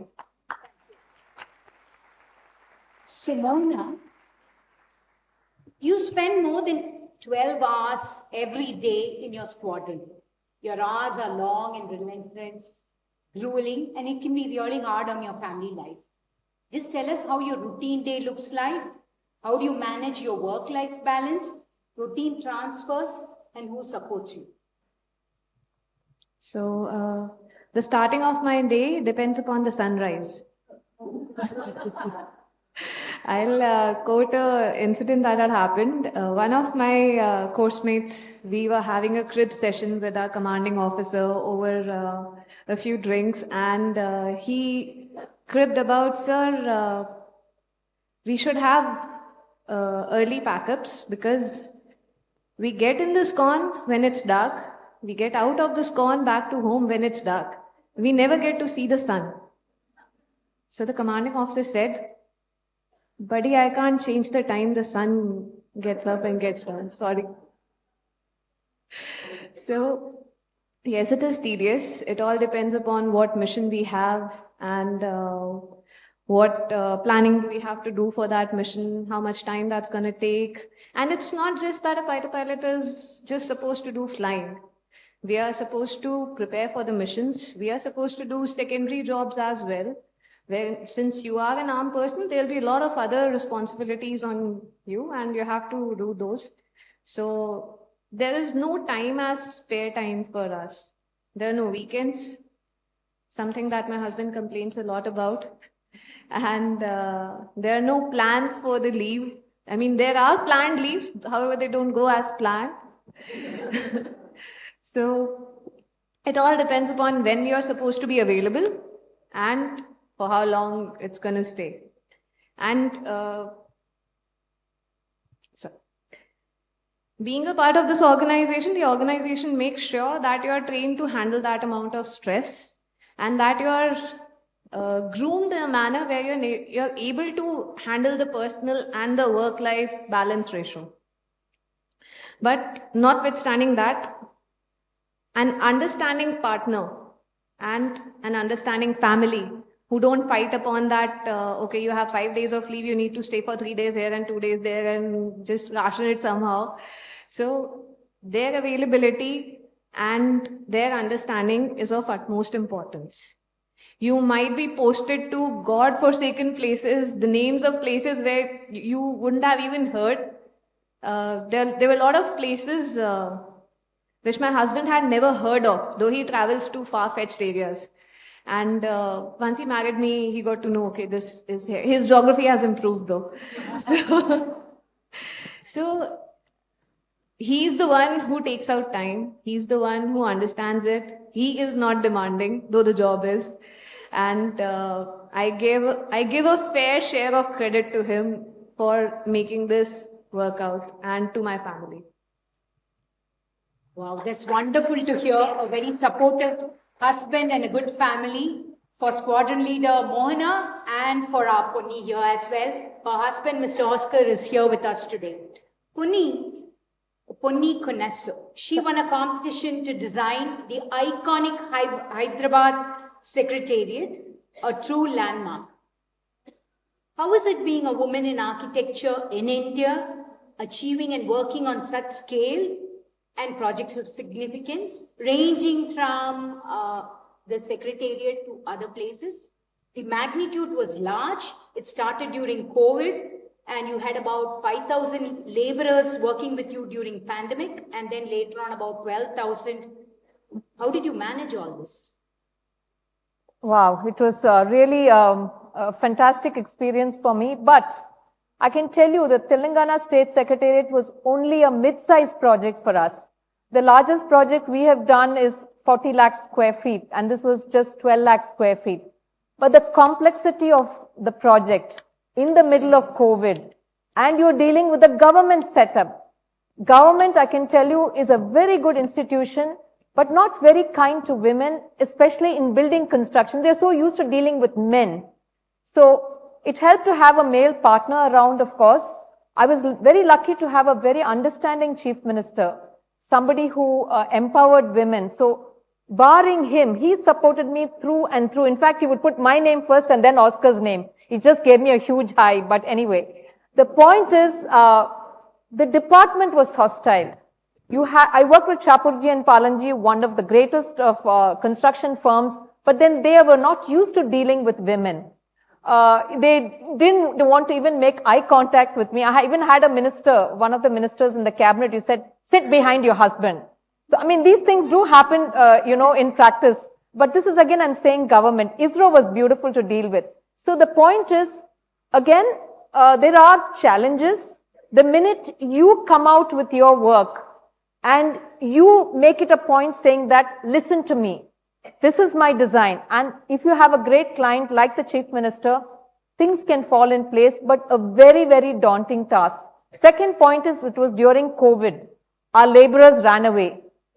Material was not available. Generally in projects, you buy materials off from China or Europe or, wherever.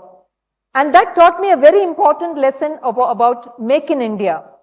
You have to think global, but you have to act local. Always depend on local materials and local labor. Trust me, there are more COVIDs that are going to come. So this business of tapping your local communities, making them your economic engine is very, very critical. And these are lessons I learned out of COVID. At the end of the project, I'm telling you, both the chief minister, the cabinet, the department, and the contractor were terrified of me because I never hesitated to get up and say, you're wrong. And if I was wrong, I'll say, yes, I'm willing to learn. So I think it's a business of what is sitting in your head. If you can tell yourself, hey, I'm going to do it, you will do it. Believe me, it's true. And the same goes for my other projects. Private practice is good, but government is oftentimes a little more challenging, and even that is changing. And kudos to our own Tamil Nadu government. I found that change because in Tamil Nadu, in Kerala, there is a lot of gender equity that happens in government and local communities. So these are lessons that I've learned, and I'm sure things will get a lot better. Thank you. Mohana, only one more question for you because it seems the time is running short and Group Captain Vijay Kumar was unforgiving about him. So I know that I don't know, I just read about it. Fighter pilots wear G suits. Your cockpit is air conditioned, but it can get extremely warm. You're alone in the cockpit and several times you have to make quick decisions. It can be daunting, challenging, physically and mentally. How do you manage your fitness? How did your family actually agree to let you go on this? And then most importantly, what is your advice for the younger generation out here? Okay, that was not just one question. So taking on the first point, yes, we do fly in an air-conditioned cockpit, which works only once you're above 2 kilometers of height. So till the time you don't reach that 2 kilometers of height, you have already let out a bucket of sweat. And once you're back, you're happy that, okay, today's workout is done. So, the health is very important. To be in a fighter cockpit, you are supposed to have a medical category called A1G1. That is your highest category of fitness in air as well as on ground. So even if you have the slightest of cold, or you might just have a broken nail, or maybe you're depressed because your neighbor's dog has died or something, if you're not in the state, you will not enter the cockpit. That is a rule that we abide by. Because there is no mission, obviously a training mission, not an op, which cannot be flown another day. What is more important is you need to be in the right state to sit inside that cockpit. And once you are inside that cockpit, the world outside is shut out the moment you close the canopy. You don't have even a second to think about what's outside the cockpit at that time. To maintain our fitness level, everyone has their personal preferences. Somebody does yoga, somebody goes to gym. If at all you get time after 12 hours of working in the squadron. So otherwise, we generally maintain our weight, and every year we have our medical examinations, and which defines our category and whether we are fit to fly or not. And regarding the safety concerns, that how my family agreed to allow me to get into this fleet. See, as a fighter pilot, you're meant to fly planes to wars, dodge missiles, bullets, blast through the enemy defenses, bring down their jets. Does these sound safe to you? No, they don't. So nothing is safe if you bring the equation of equipment failure or the circumstances which are going to be unforgivable. The only safety you get in this job is in terms of the respect.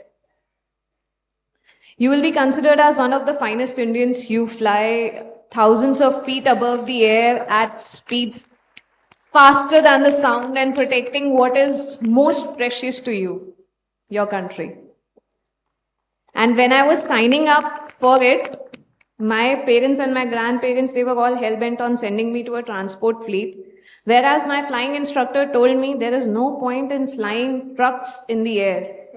So, and I had to convince my parents by stating that in case anything goes wrong, at least I have an ejection seat. So, I would like to end this with a very short and sweet message. Like Dr. Poni said, it's all here. Even in the academy, it is told that it is all mental. If you think you can achieve something or that you want to reach a certain standard, you can do it. All you need is a strong will. And you are a free bird. So just spread your wings and fly.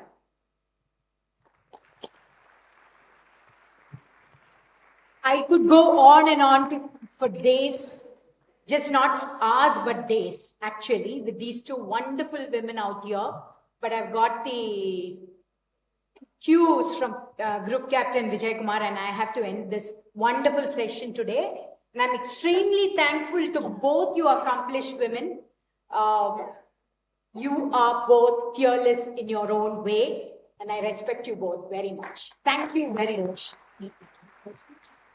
Thank you, Ms. Meera Nair, for moderating the session so well and bringing the best out of them within this limited time that's available. Sorry, we had a lot of online questions and some questions here also, but we couldn't take them all. Sorry for that.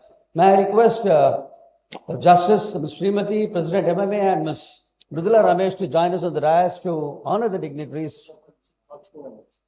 May I invite the winner of this year's MMA competition, Outstanding Woman Manager of the Year, Ms. Chitra, to come and receive the award first. She is an IRAS officer from the Indian Railways, working out of Salem, and she took her time off to be here this morning with us. She did a phenomenal job, competing out of about 20 to 25 women to be here today. And there was only one winner, and that is Chitra. She deserves a big round of applause. Thank you, Ms. Chitra, for being here with us.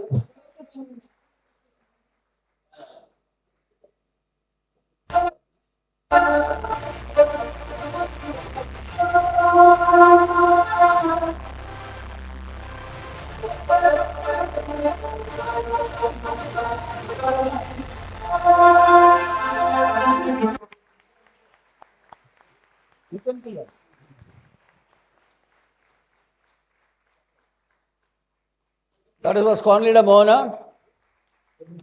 Thank you, Squad Leader, for being here this morning and inspiring so many young students who are also attending the convention here, and many of them watching us online.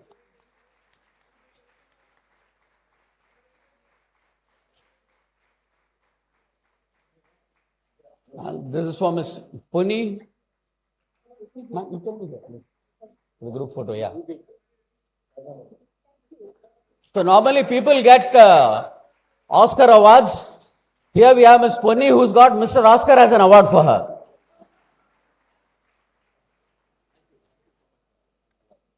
Thank you all.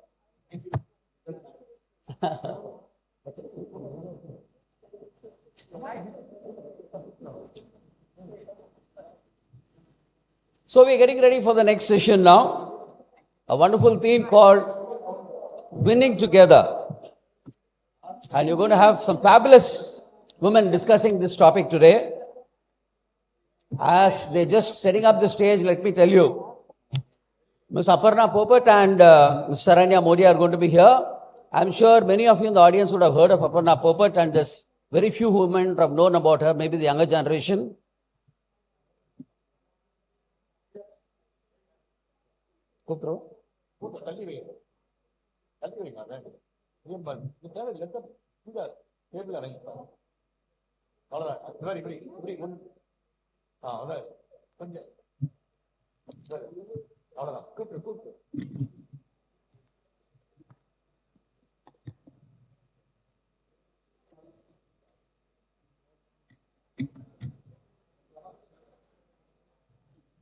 Yeah, may I now invite Ms. Aparna Popat and Ms. Saranya Modi to take their place on the dais, please.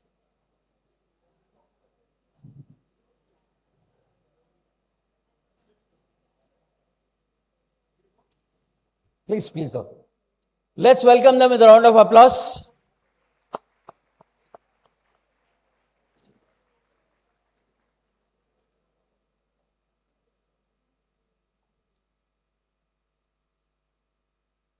May I have the AV of the distinguished speakers, please?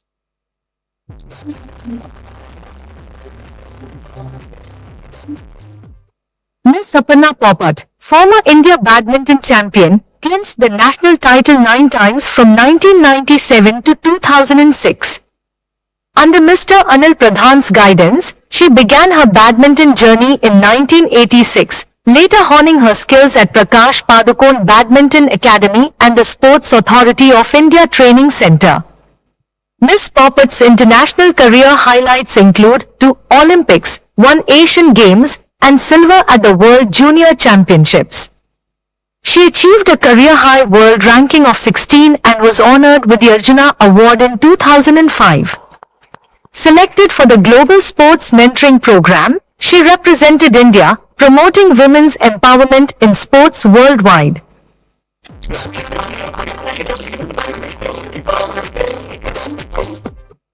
Ms. Sharanya Modi currently serves as the Global Head of HR at Expo Freight. She holds a Master of Arts in Management from Lancaster University. She possesses a diverse skill set encompassing performance appraisal, team management, change management, human resources, and HR consulting among others. With her expertise and dedication, Sharanya Modi consistently delivers valuable insights and significantly contributes to the industry. May I now invite Ms. Sharanya to take the session forward. Yeah. Good morning, everyone. It's been a very interesting morning so far. I want to begin by saying that, I'm no stranger to MMA. I've been attending this conference since perhaps 2011 or so as a delegate. I've been associated with the group for a long time. I've been a speaker about, twice perhaps in the past. So today is our, MMA and my winning together moment. So very warm welcome to this special session. While, like I said, I've been here before, it's definitely my first time sharing the stage with an Olympian and a 2-time Olympian at that. So I'm very humbled and honored to be here with Aparna. Welcome from MMA and us.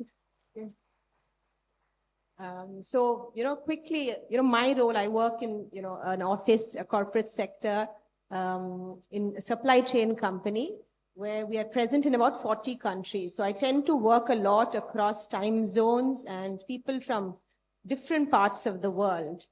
And what I can, begin by really saying is that regardless of the career level, regardless of the life stage or where people, women are from, we're sort of all united in our deep desire to support each other.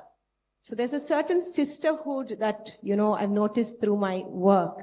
And that sort of is really the foundation of this winning together session, right? We want to know, what does it mean to win as a whole, what is the power of sisterhood really? So I'd like to begin by asking Aparna a little bit about her journey so far. And what does winning together mean to you, Aparna?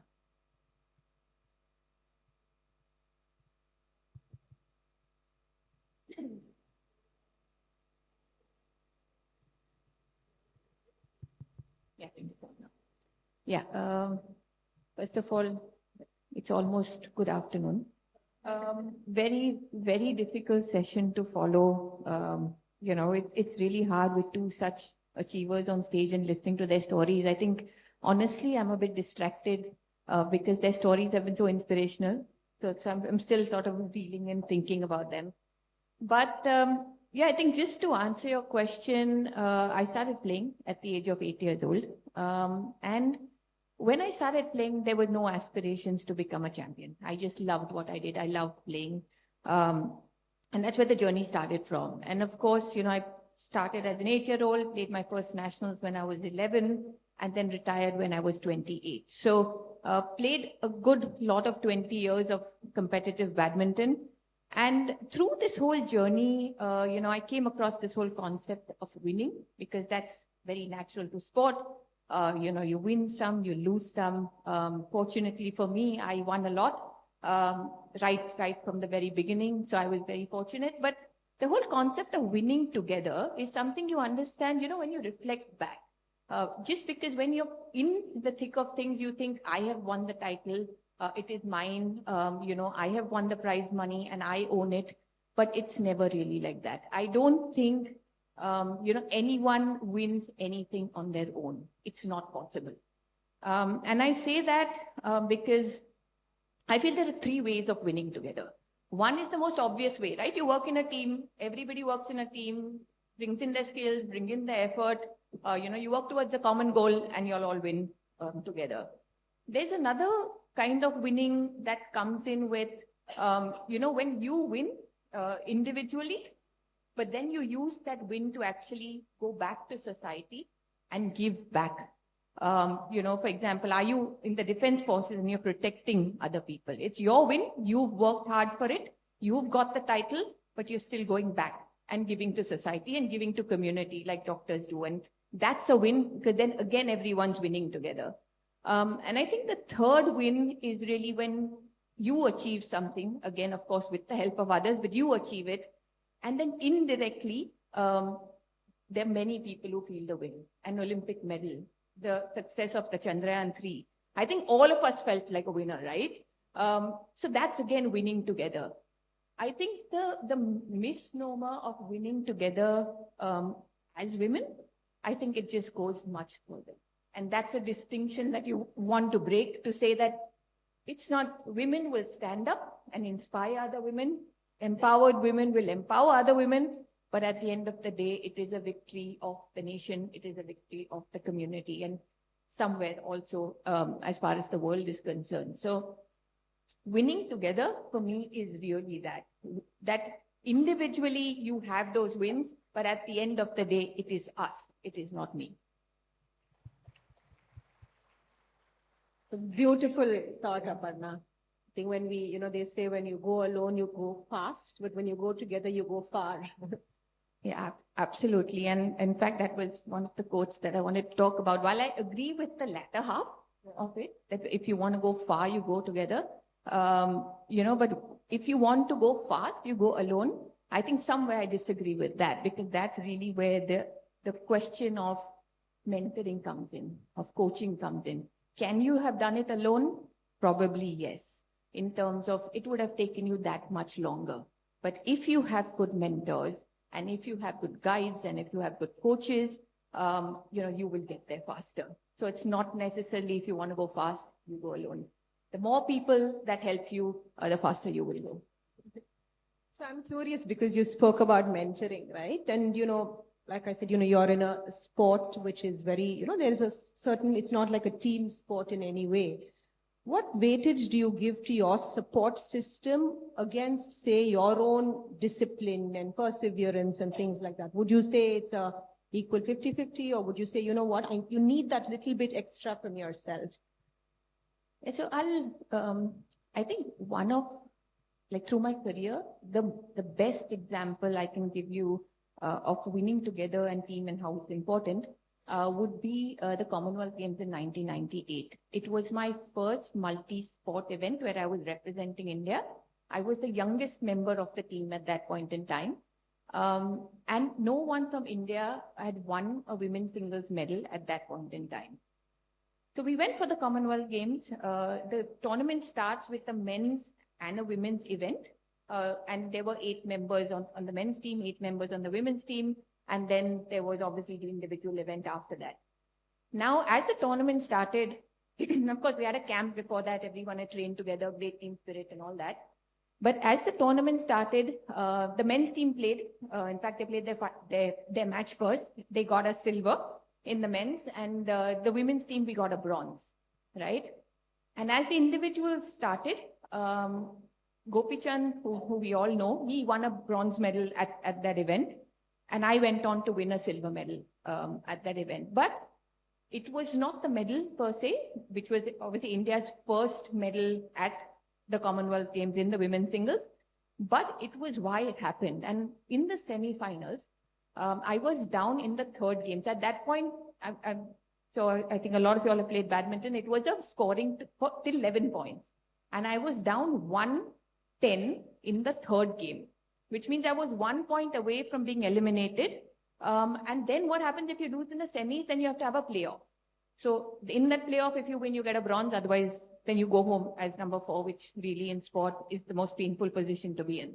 So at that point in time, literally my entire team was sitting, they were on the chairs first, but as the match got more interesting, they all were sitting on the court mat, if you know the green court mat, like right there, and they were screaming their heads off. And at one point in that game, I sort of flipped and I said, look, if they think I can, who am I to think I can't, right? And that flip, I think, really made me get into what they call as the zone. And then when you got into the zone and I went on, point by point to win that match and secure my place in the final. And then, of course, I lost the final, I won a silver, but I think that's when I really realized the importance of winning together. And it was also because, see, when we came back from that tournament, everyone had a medal around their necks. And I think that feeling, maybe I have never had again before, because it's never been a situation where literally 16 players go and all 16 come back with a medal. So that was the only tournament, and I think I've been very privileged to experience that. Such a goosebumps moment. So I'm curious, you spoke a little bit about losing, right? And, I know that there's this mental game in any sport, you need to rise above and make sure that, you've got your game face on. So 2 things really. What has failure meant to you? And, not just as a teacher, how do you rise above it? And the second really is, we've got a room full of women here and, we're in 2024 where, mental health and women, all of that is definitely, coming to the fore in a big way.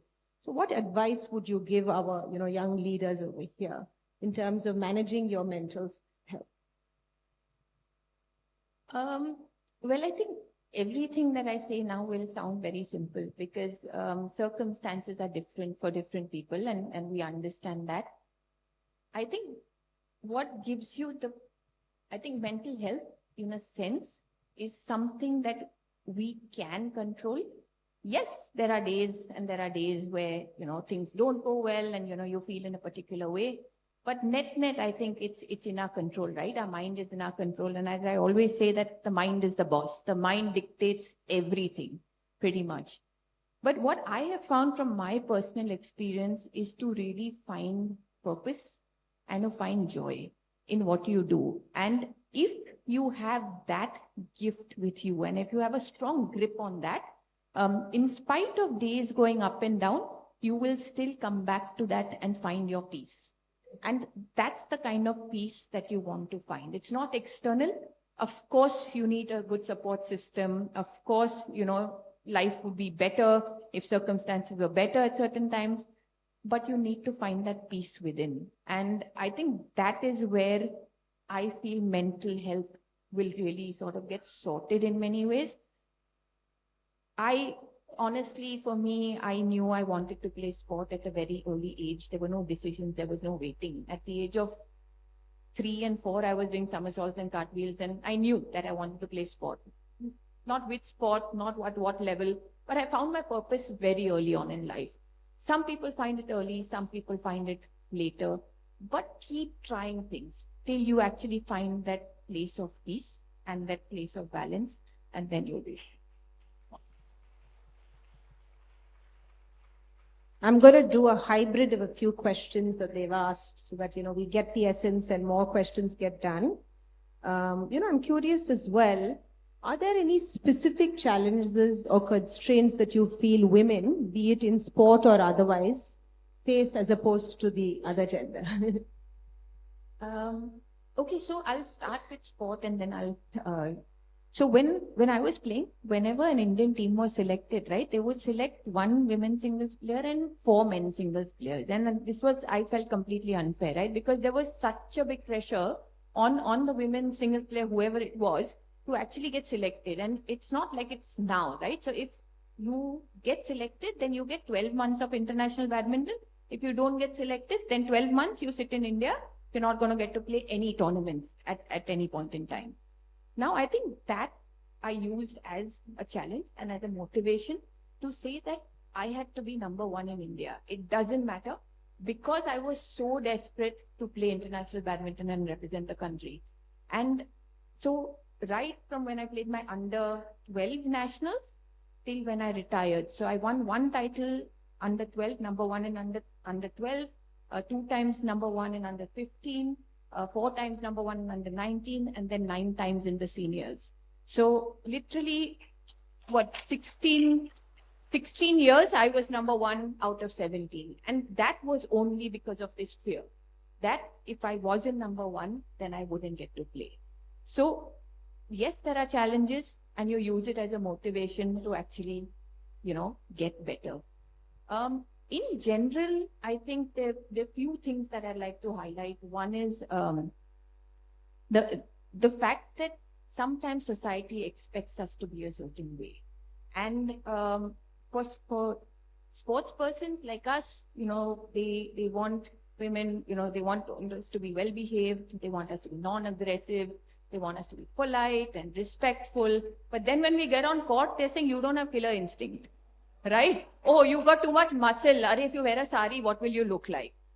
And no matter what you say, it gets to your head at some point in time, right? When you dress up and you go out, when you're at a social do, or like you mentioned, when you came home and lost 16 kilos and your teeth were showing. I've been so fit at times, come home and my mom telling me the same thing. Ayo, what happened to you? You're looking so frail. I said, no, this is fit. This is not frail. She's saying, I don't agree with you. This is not how I want my daughter to look. So there's a way that society expects you to be. But for the current job that you're doing, you need to be a particular way with society. It doesn't matter. When you achieve, everything will fall into place, right?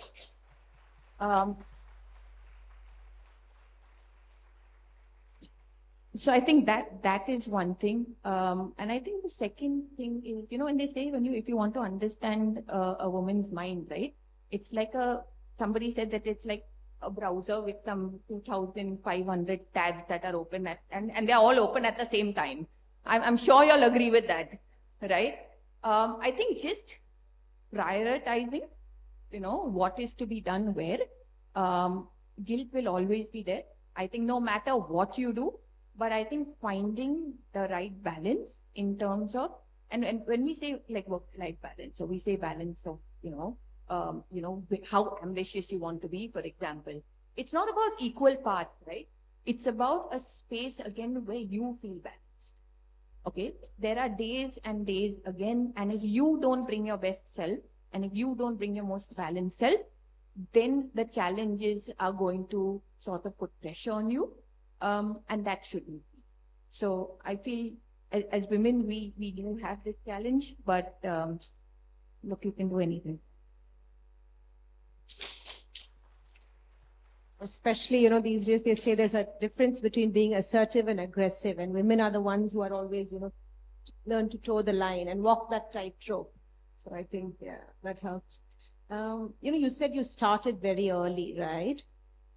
You played competitive sport, but through, the demographics, there are some videos with Indra Nooyi, which I think many of you have seen, where she speaks about the biological clock and the professional clock usually coinciding at the same time. She says, at one stage, your children need you, at the same time, you've just gotten your big promotion, very related to the corporate world. But how does that relate to you? Do you see an evolution saying, oh my God, this is how I felt then, but now 10 years later, I feel very differently? Has there been a marked difference in the way, the age has really dealt with? Yeah, I think in many ways, really, because sport is a profession that has a very short shelf life. Naturally, as you age, the body changes, and the way you adapt your game also becomes very challenging because where you were using more physicality, as you age, you start using more strategy and experience, but you have to keep the performance up. So that's a challenge because it's a very, as you asked about, success and failure, sport is very public. Like if you win publicly. If you lose publicly. And, it's in front of everyone. You can't hide it. So I think that is one aspect of it. So the biological clock and just your raw physicality, of course, is a big thing. I feel the other distinction is, when you compare it to other professions, you sort of work your way into the profession, get experienced, and then you grow in that profession, and then you get your promotions, and then you get your degrees, and you move on. Sport, as we grow into the profession, we stop. We retire. It stops. It's like a hard full stop. And what you do after that, you start from zero all over again. Because a title, say like an Olympian, I may have played 2 Olympic Games, but that title doesn't count as a job qualification, unfortunately. Even if it's something directly related to sports. So even if I go into coaching, it doesn't count as a qualification, right? So whatever you do, it's almost like having a second career that starts. And that becomes very, very hard. So, as I was sitting and listening to you all, and I was, in fact, my sister's here, and I was just telling her, I said, damn, I should have studied and got more degrees. And, then I could have, had this career for, like you say, you study to be a doctor, you're a doctor for life. You study to be a lawyer, you're a lawyer for life. You train to be an Olympian, you're an Olympian for life, but that's it. Then it doesn't mean anything, right? So in that sense, it's very different. So do I have second thoughts? Of course I do in certain times. But then when I look back and I find, where did I find maximum happiness? It is on the badminton court. I feel home when I'm on the mat.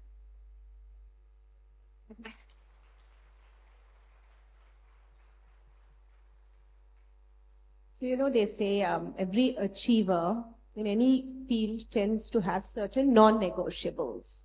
So you ask somebody in finance, they'll say, integrity is my non-negotiable. For me, as a mother and as somebody who's, constantly trying to balance my work life, and I kind of keep reminding myself to choose courage over comfort.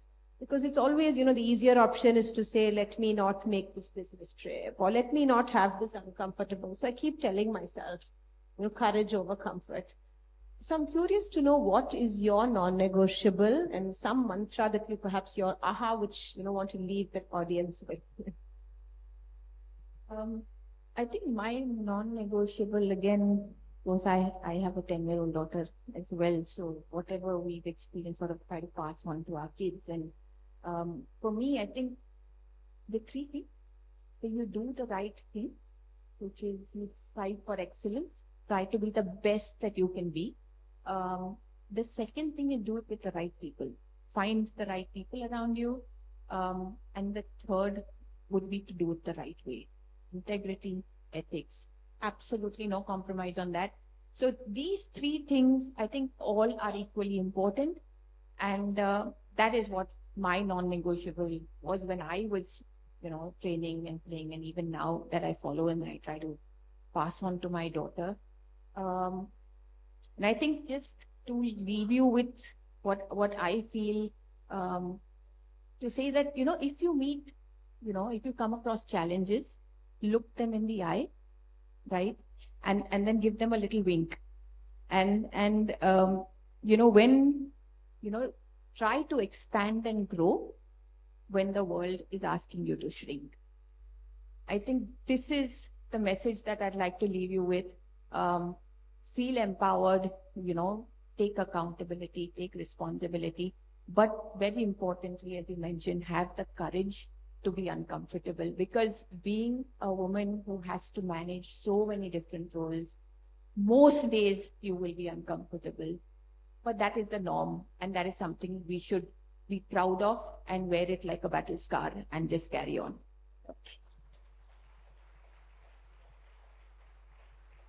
Thank you so much, Aparna. That was so wonderfully inspiring. Thank you so much. Thank you so much, Sharanya, for moderating the session so well within the limited time. May I now invite President MMA, Mr. Mahalingam, and Mr. Shankar, Senior Vice President of MMA, to come and honor the dignitaries on the dais, please. So, delegates, I'm sure you're not going to see a two-time Olympian very often, an Arjuna Award winner. She deserves all the round of applause. Very good.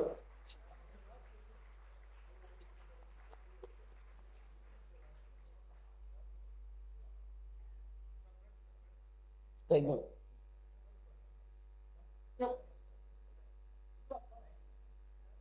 Mridula ma'am, please join.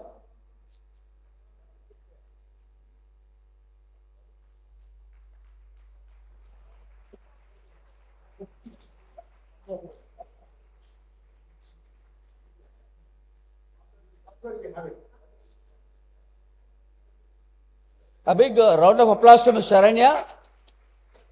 She is the one who wrote the concept note for this entire convention, and she has been in one way a backbone for the convention. Thank you so much, Sharanya.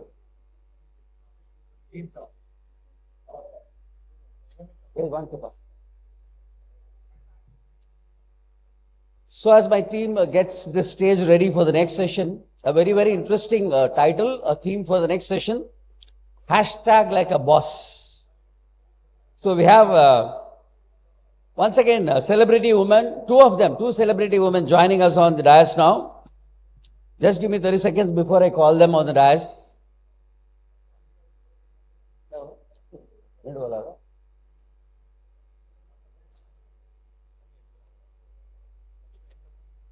So, many of you are looking forward to this session, I know. May I now invite to the dais Ms. Bharati Bhaskar, motivational speaker, writer and diversity champion, and Ms. Ekta Kumar, columnist, speaker and artist.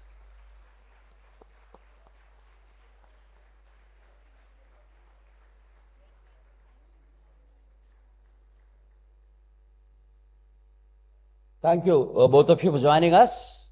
May I have the AB, please?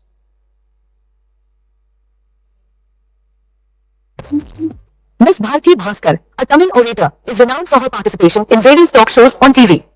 With a BTech in Chemical Engineering and an MBA from Anna University.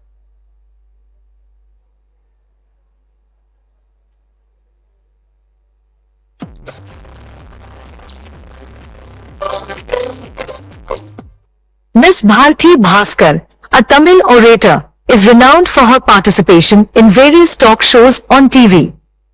With a BTech in Chemical Engineering and an MBA from Anna University, she boasts over a decade of public speaking experience.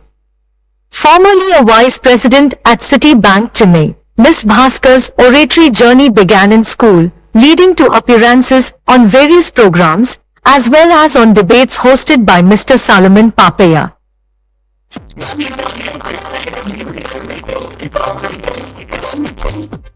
Miss Ekta Kumar, a chartered accountant and an MBA from IIM Calcutta, is renowned for her insightful articles on current affairs and human rights which were featured in leading publications like The Times of India, Forbes, and The Wire.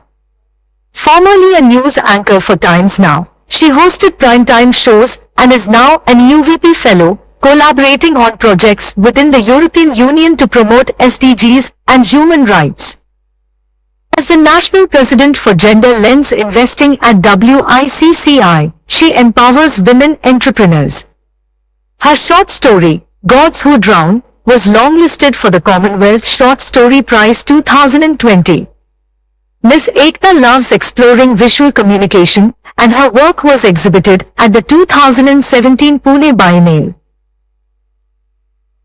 So we have two phenomenal achievers and motivational speakers here. I'll invite first Ms. Bharati Bhaskar and then Ms. Ekta Kumar to come and share your views with the delegates. May I invite Ms. Bharati Bhaskar, please?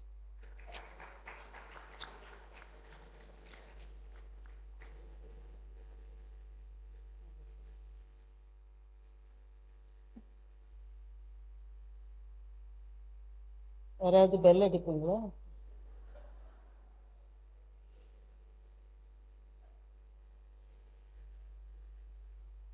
Thank you for inviting me.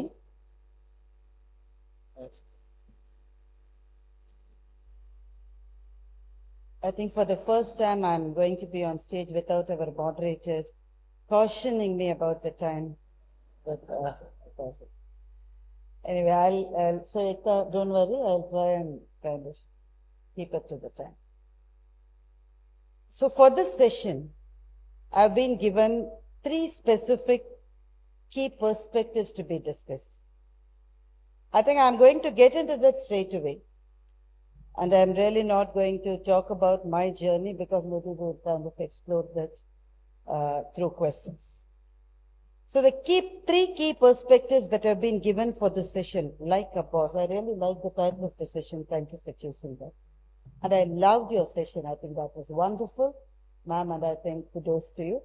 Learned a lot in the 10 minutes that I witnessed your session. Thank you so much. And I wish we have that kind of a slim physical appearance in the next birth or something like that. So on the 3 key aspects, one is about embracing a growth mindset. Second is overcoming the imposter syndrome. And the third is having career goals beyond job goals. So I'm going to talk about these 3 things. May not strictly related to what I went through, but in general, my views on that. But before that, I think we are all here in the month of March. So we just celebrated Women's Day and we came here. So even though it's belated, I think I can still say Happy Women's Day. And most of us, only 2 of you clapped. I don't know why, but it's okay.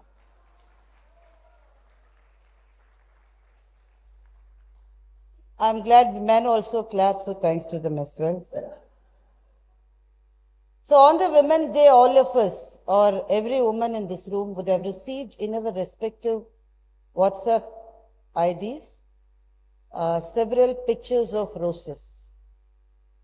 Yes or no? And people wishing us for Women's Day. I also received something else which was of great interest to me. It was at least 10 or 15 people have forwarded to me the picture of a woman with 8 hands. So one hand had a feeding bottle, one hand had a laptop, one hand had a dosa therapy, whatever you call it, ladle. So there were 8 hands, and then it said to the superwoman, the super goddess, the super wife, and super mom. So I wanted to tell them all thanks, but no thanks. I don't have 8 hands, and I don't intend having ever 8 hands. I am not goddess Parashakti, I am only a human being. So by this picture, what they're really trying to tell us is that you better do every household duty yourself. And hence I said, thanks, but no thanks. I have only 2 hands, and I will do whatever I can. So on the Women's Day, I think it is of supreme importance that we tell ourselves, the men and women in this room, that I am first a human being, and I also happen to be a woman. So I can make mistakes. So allow me to fall down sometimes so that I'll be able to get up and move on. But the moment you call me a superwoman, then I get this anxiety in my mind. Now my house cannot have any cockroaches. What will I do? Now my husband's shirt collar cannot have any grease or any stain. What will I do about it? More importantly, I'll have to cook 3 times a day delicious meals. Karam, manam, gunam, nirenda, sambar pudi I have to have, which I don't have, by the way. So what will I do? And at least these 3 things I'm okay, I'll try and do something or the other. But now I'm supposed to get my sons or whoever to be first in the class. So then you also have to be best in work. If I'm a scientist, I have to wear a white coat and certify every toothpaste and every toothbrush and every hand sanitizer. I have to be best pilot, I have to be the best sports person, I have to be the best chartered accountant and storyteller and the best banker. I can't be everything. So on this Women's Day, all that I want to do is sit back, relax, enjoy. And tell myself that I'll do things I have got my own maternal instinct, so I'll try and do everything as much as possible. But I'm not going to be perfect. Don't call me superwoman because I'm not. Don't call me super wife because I'm not going to be doing everything in the house. My husband has to share. And don't call me super mom because it's not my singular responsibility to make my ward the best in life or in the class. I'll try, but allow me to fail. That's all I want to say on this Women's Day. So thanks.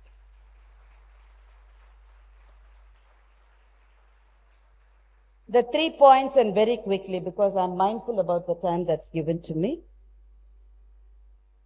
The first is about embracing a growth mindset. So there are at least 10 or 15 men or women that I can quote here who have been my mentors.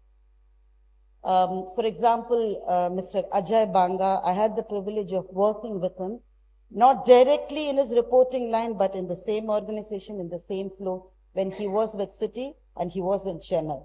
Many of you don't know that he actually worked in Chennai when he was in City, but he was here.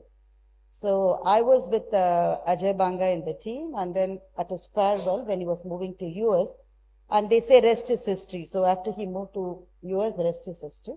But in his farewell meeting, I asked him if you will give me one advice on how we should pursue our career, especially since I'm from the financial industry.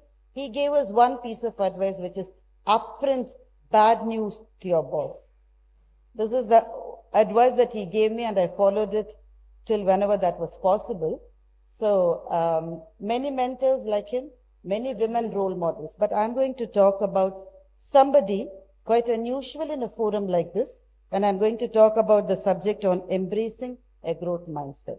So it was the period just after COVID when we were all kind of returning back to work, and I live in a place called Gopalapuram in Chennai, and it is near a big street, big lane called street or whatever that, Avai Shanmugam Salad.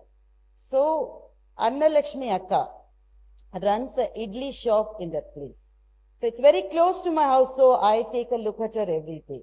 She comes every day at about 7:30, and she has a breakfast shop which serves only idlis, and she winds up around 9:30. This is her routine. She comes in a vehicle which has 4 wheels, but it's a vehicle that she has to pedal. It's a cycle attached to a vehicle. And she brings her husband with her. He was physically challenged, so she has to pedal, and he will be sitting there. And then as soon as she comes in, she starts making idlis there in the street itself. And she makes it very clear as to who is the boss of the shop. So she tells her husband, hey, chutney podi hai, summave ninnitrika, seekram. So the way I saw in, whatever I saw in her, I thought all of us or everybody who's aspiring to grow further in their chosen path of life, we have a lot of lessons to learn from Anna Lakshmi Akka.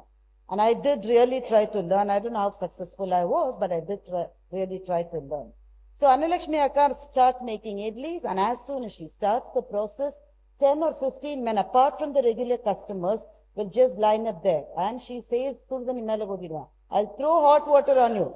Just move from here. And she names everybody. You owe me 117 rupees. You owe me 210 rupees. You owe me 67 rupees 50 paisa. Unless you give it to me, I'm not going to give you idli. Run away. I'll throw hot water on you. And then she gets busy with the customers who are actually paying. These are guys who can't pay. For whatever reasons, they are very poor. They can't even do that. They still stand there. And I used to wonder why they still there. She's going to throw hot water on them. And she did look like she will throw hot water on them. But once the routine is over, the customers are all done, she makes the last batch of idlis for her. You all know how to make idlis. In that huge plate, she makes about 25-30 idlis. She takes them and she calls her husband, and then he starts eating those 4 or 5 idlis. Then it's time for her to eat is what I would assume. But she would call the guys who are still standing there, who she knows will not be able to pay. And then she gives them each those 4 idlis or 5 idlis, and she knows who will eat 4 and who will eat 5 and who will eat 6. She gives them all and then reminds them, now you owe me actually 123 rupees. Now you owe me actually 178 rupees. And then she says, if you come tomorrow without paying, Surudani mela uthiruva. And then she eats whatever is left, her 4 or 5 idlis, and she orders her husband, Vandu sambar uda vendidana yen nikire ni summa. And then he serves her sambar, she eats it, she sits on the vehicle and she starts pedaling. After she kind of lifts her husband, who is physically challenged, into the vehicle. And what I loved most about the story was the tag she had in the vehicle. It said, Urimam Anilakshmi, which meant owner is Anilakshmi.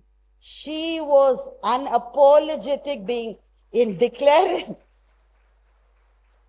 that I am the boss here. You all listen. And every day she used to pass by my house because I usually watch her. And she tells me, "Nee bank la thanne vela paakra, enak oru loan vaangi kudu, they expand panna." Unfortunately, my bank was not considering the profile. We tried to kind of help in whatever little way we could. But she wouldn't stop asking me. Every time she met me, she was not asking me, I saw you in Sun TV. She will not ask me, can I take a selfie with you? She will only ask me, you work for a bank, so you better try and get a loan for me. Ladies and gentlemen, this is embracing growth for me. Because every day, in every way, she wanted to grow her business. Every day and every way, she wanted to declare to the world that I am the boss here, including to one of her employees, which is her husband. She didn't mind telling him that I am the boss here. And he also accepted it because he knows who is better of the two in being able to manage a difficult position like that. You know that street, some of you who ever live in Chennai, it's not very easy to navigate in that street, to run a business. She did it and she knows how to put people in place. Last but not the least, as a part of her growth, she wanted to feed herself well. The last batch of idlis was not some minjipona pieces or the leftover pieces, but it was a hot plate of idlis that she sat, enjoyed and ate after feeding her husband. More importantly, after feeding those 4 or 5 who will never be able to pay. She has the math in her mind. She knows how much they owe her. But every day she will give them the idli, even though she knows that she will never be throwing hot water on them. She tells them every day. Why is she saying that every day? That's for those who are around, who are sensing that she is giving free idlis. It's for the others, so that this list will not add. But it is a societal, social responsibility to ensure that everybody grows around her as she is growing. To me, ladies and gentlemen, this is really embracing a growth model. So I learned a lot from her. Of course, we have all learned from Indra Nuis, Sheryl Sandberg, everybody we have learned. But for me personally, there has been more learning from Annalakshmi Akka than anybody else. I'm moving to the second point, which I don't know what's your view, but I have a slightly different view. I hope you're okay with that. And if you call a Pattimandram speaker for a forum like this, you better be sure that I'm going to say something which some others may not agree with. So, overcoming imposter syndrome.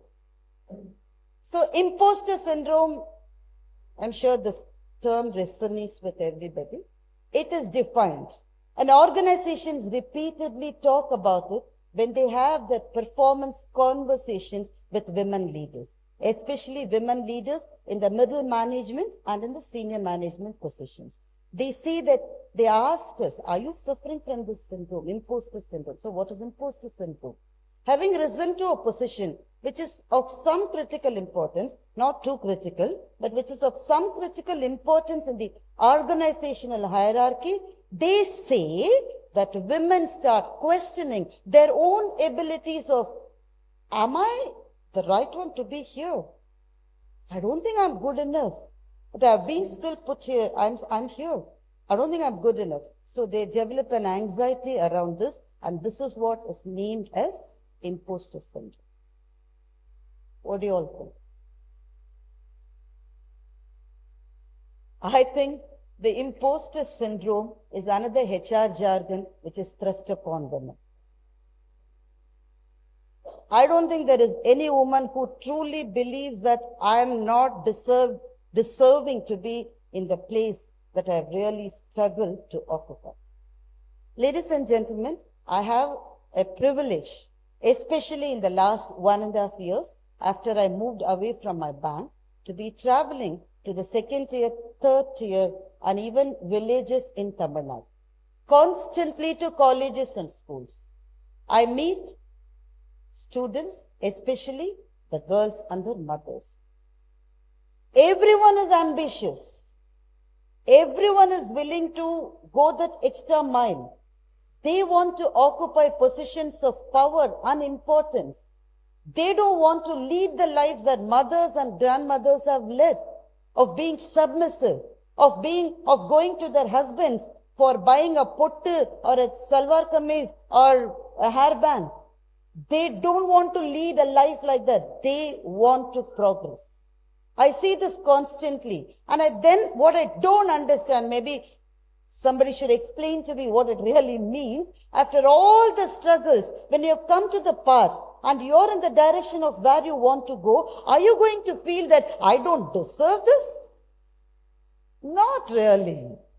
Not really. So imposter syndrome is something that has been thrust on the women, and I want to ask the organizations. Luckily, I'm no part of any organization, so I can ask this question. So I am going to ask the organizations, what are you really trying to tell us? What are you really trying to tell us? So let me throw 3 situations to you. Why is this girl who was actually participating a lot in official meetings and conferences suddenly not speaking at all? What happened to her? Imposter syndrome? No. So why is this South Indian woman who was actually in every way eligible for a promotion, not given that promotion, but in the performance appraisal talk, somebody is telling her that she did not get the visibility that she should have got?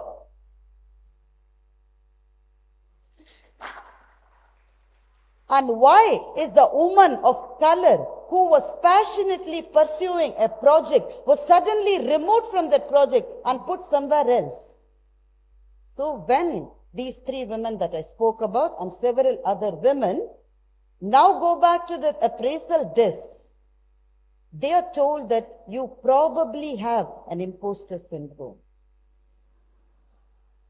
Now, maybe imposter syndrome does exist, but only as much as it exists in the psyche of the male. Nothing more, nothing less. It's not a woman-centric phenomena. In 2022, Webster Dictionary Associates chose a word to be the word of the year. That word is gaslighting. Some of you might have heard about that word. And for some of the people who are on the wrong side of 40s, or early 50s, you would have seen this Tamil movie called Rangoon Radha. No hand is raising, so I'm assuming everybody is younger to me in this hall. Okay. So that's exactly gaslighting, where the husband or the lover makes the girl believe that she's mad. She's not. She's absolutely okay. But he makes her believe that she is having a psychological disorder. So that's called gaslighting. So I'm sorry to equate the 2 terms, but I think I'm at a position where I'm just equating the 2 words. So there is nothing like an imposter syndrome. The organizations have to ask themselves, what are you fixing here? Are you fixing the bias or are you fixing the woman here? This is the question that we need to ask the organizations. Why is this woman pushed to a point that she starts asking herself, am I really going to be able to do this? Because there is a men's club in every organization, or in most organizations, that have a bias. Some of this bias is conscious. Some of this bias is conscious. Most of this bias is unconscious bias. They don't know themselves that they have a bias. if a HR personnel asks them a question on, do you have a bias in hiring a woman? They're going to say, what the hell are you talking about? I am an equal opportunity employer and I will recruit best talent. Thank you so much. But if there is a woman who sounds as aggressive as her male counterpart, are you going to really hire her for this position?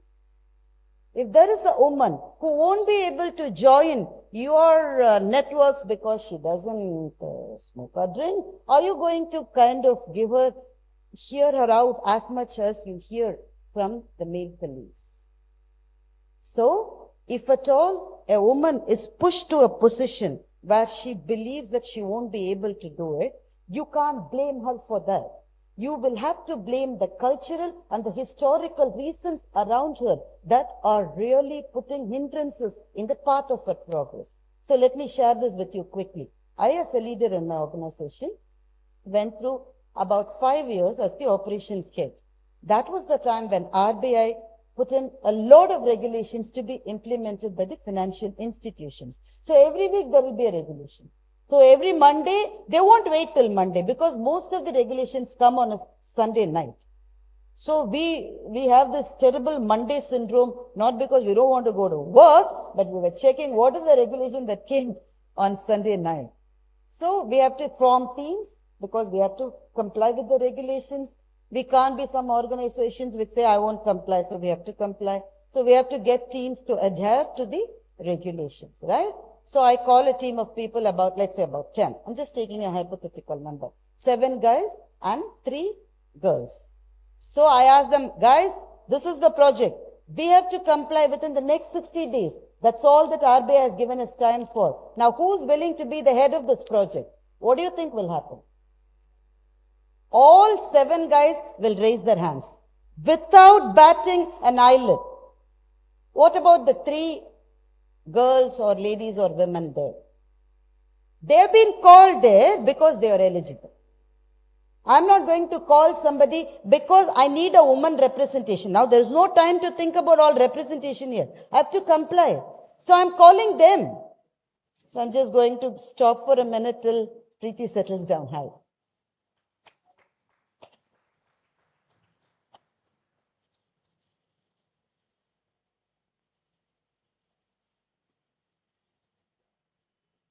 You can't add this minute to my time. Yeah, so almost come to an end. So when the 3 girls or the 3 women, what do you think they do? Any guesses? They first quickly check with the other girls whether they are raising their hands or not. And then there is one girl who quarter raised her hand. After seeing her, the second lady half raises her hand. And the third woman has this mind voice, which I can hear, obviously. She says, "Ippave veetukku poga 7:30 mani aadhu unga project eda poda na 9 manikku da veetukku poven." Which means as such, I'm going home at 7:30. If I become the project head, I don't think I'll go home at even 9:30. So why should I take it? So now, you're going to call those 3 women and tell them you have an imposter syndrome because you really don't believe you deserve to be the project head because you think you're a fraud. You don't believe that you have the potential to come up to where you have come. No, I decline. No, I don't agree. So the organizations will have to support women at the difficult life cycle stages. The organizations will have to address bias and not fix women. Till that happens, I think this term will remain, but thank you, but no thank you. I'm not going to agree with this term. So like I heard in the last session, there is only one way for us. The victory of one woman is not enough for us. We need hundreds of chairs. And when we have to occupy hundreds of chairs, if there are only 100 chairs, okay, let's occupy 50 chairs. I don't mind occupying more, but at least 50 we need to occupy. If I have to occupy 50 chairs, all of us will have to work together. It's not a wrestling game when one has to lose when the other person has to win. But in the corporate game or the jungle that we travel in, we have to catch each other's hand and move on. Now, on the last and final point, having a career goal beyond job goals, all of us need to have job goals because they are critical and important for us. I need that corner C-suite. I need this promotion. I need to head this project. I need to be here and I need to be there. Nothing wrong in it. But as we heard in the previous session, and I really love the words when she spoke about it, saying, your calling will come to you at some time or the other. For some people, as we heard, it comes very early. For some people, it comes a little late. For me, it came when I was well over 33, 34. That is when I realized that, yes, I'm a banker. Yes, I want the C-suite. Yes, I want this promotion. But my calling is to be on stage. And then I reoriented my job goals to align with the overall career path that I had. So then I tried to be a mentor, and that was a job goal, so that it will align with my overall career goal, because that's where I want to be. Job goals are important, but if they don't align with your career goal, you will get frustrated sooner than later. It doesn't matter that we all don't have to retire at an early age like a sports person, but internally you would have retired when you are hitting your midlife crisis. Why? Because you are not finding pleasure in whatever you have got. But if you really want to be there, and if you want to hear your soul's calling, your career goals and job goals will have to align. Thank you for this opportunity.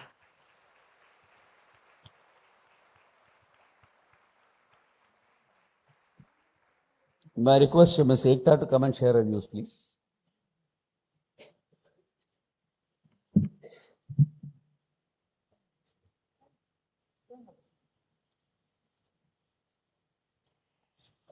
It's absolutely wonderful to be here in your city. I want to say vanakkam to all the beautiful, lovely ladies in the room, but I can also spot a few gentlemen, and really thank you for being here, because I truly believe that no conversation on gender equality can be complete if there are no men. So thank you for being here. Now, I've been thinking how to start this. The whole morning we've heard like these fantastic women speak, very inspiring, very different voices. And I know it's the end of the session and you're such a fantastic audience. You're still looking at the stage and paying attention. So I thought let us start with a little game maybe. Don't worry, I will not ask you to do much. Just sit back in your chair and think, right? Let me just throw a couple of phrases at you and just think. Yes? Okay.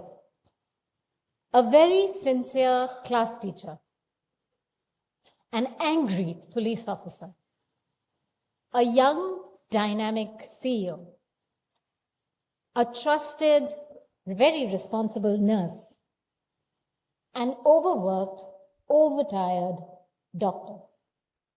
Now tell me, how many of you thought of the doctor as a man? Can you raise your hand?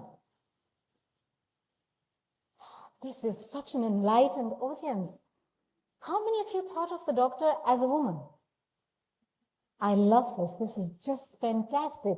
You're enlightened, you're aware, and my job here is done actually. I should be walking off stage.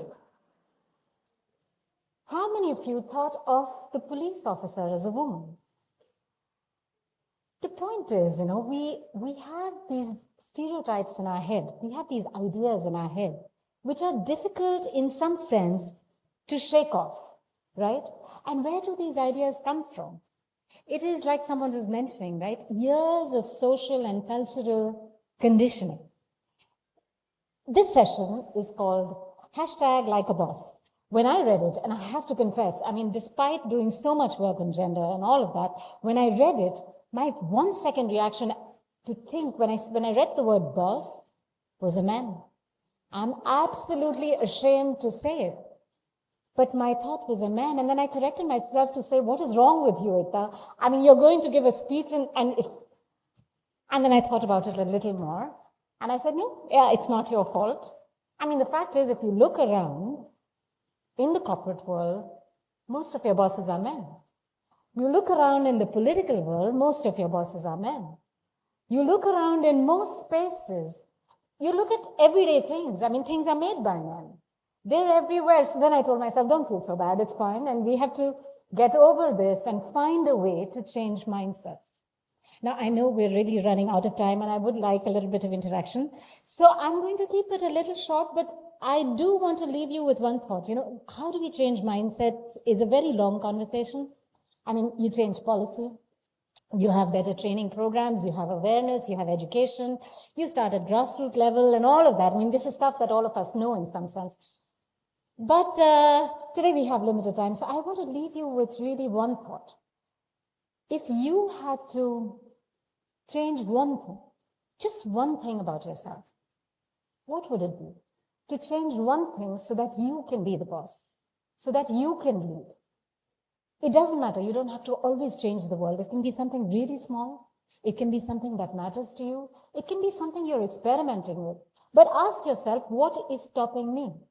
It's like Bharati was mentioning, right? 7 men will put up their hand and 3 women will look at each other, right? It is like Aparna was saying. There are 4 men who are selected and there is only one. What drives her? What will drive you? What is that one thing that you can change? I have to tell you this. When I was, the game I just played with you, I have 2 sons and I was playing this with them. And it was great fun. And I got a lot of answers from them that made me think. My son actually thought of the doctor as a woman. And in my head, I was like, yes, you're doing something right. But then I thought about it and I said, no, it's not like, despite all my good intentions and effort, it's really not me. He's thinking of the doctor as a man because his aunt is a doctor. So my thing is, we have to take our place, right? We have to be in positions of power. We have to step up and take that lead and say that we will be bosses. The fact is, if I just have to say numbers, and this is probably something we all are aware of, right? In the parliament, 11 or 12% are women, right? They're taking policy decisions, large decisions, small decisions that impact all of us. There are 50% of us in the world, and there are 11% in India who are sitting in parliament, right? There are, in the corporate world, and I'm guessing many of us here belong to that, I don't even have to say the numbers. I mean, you just have to look around and you know, right?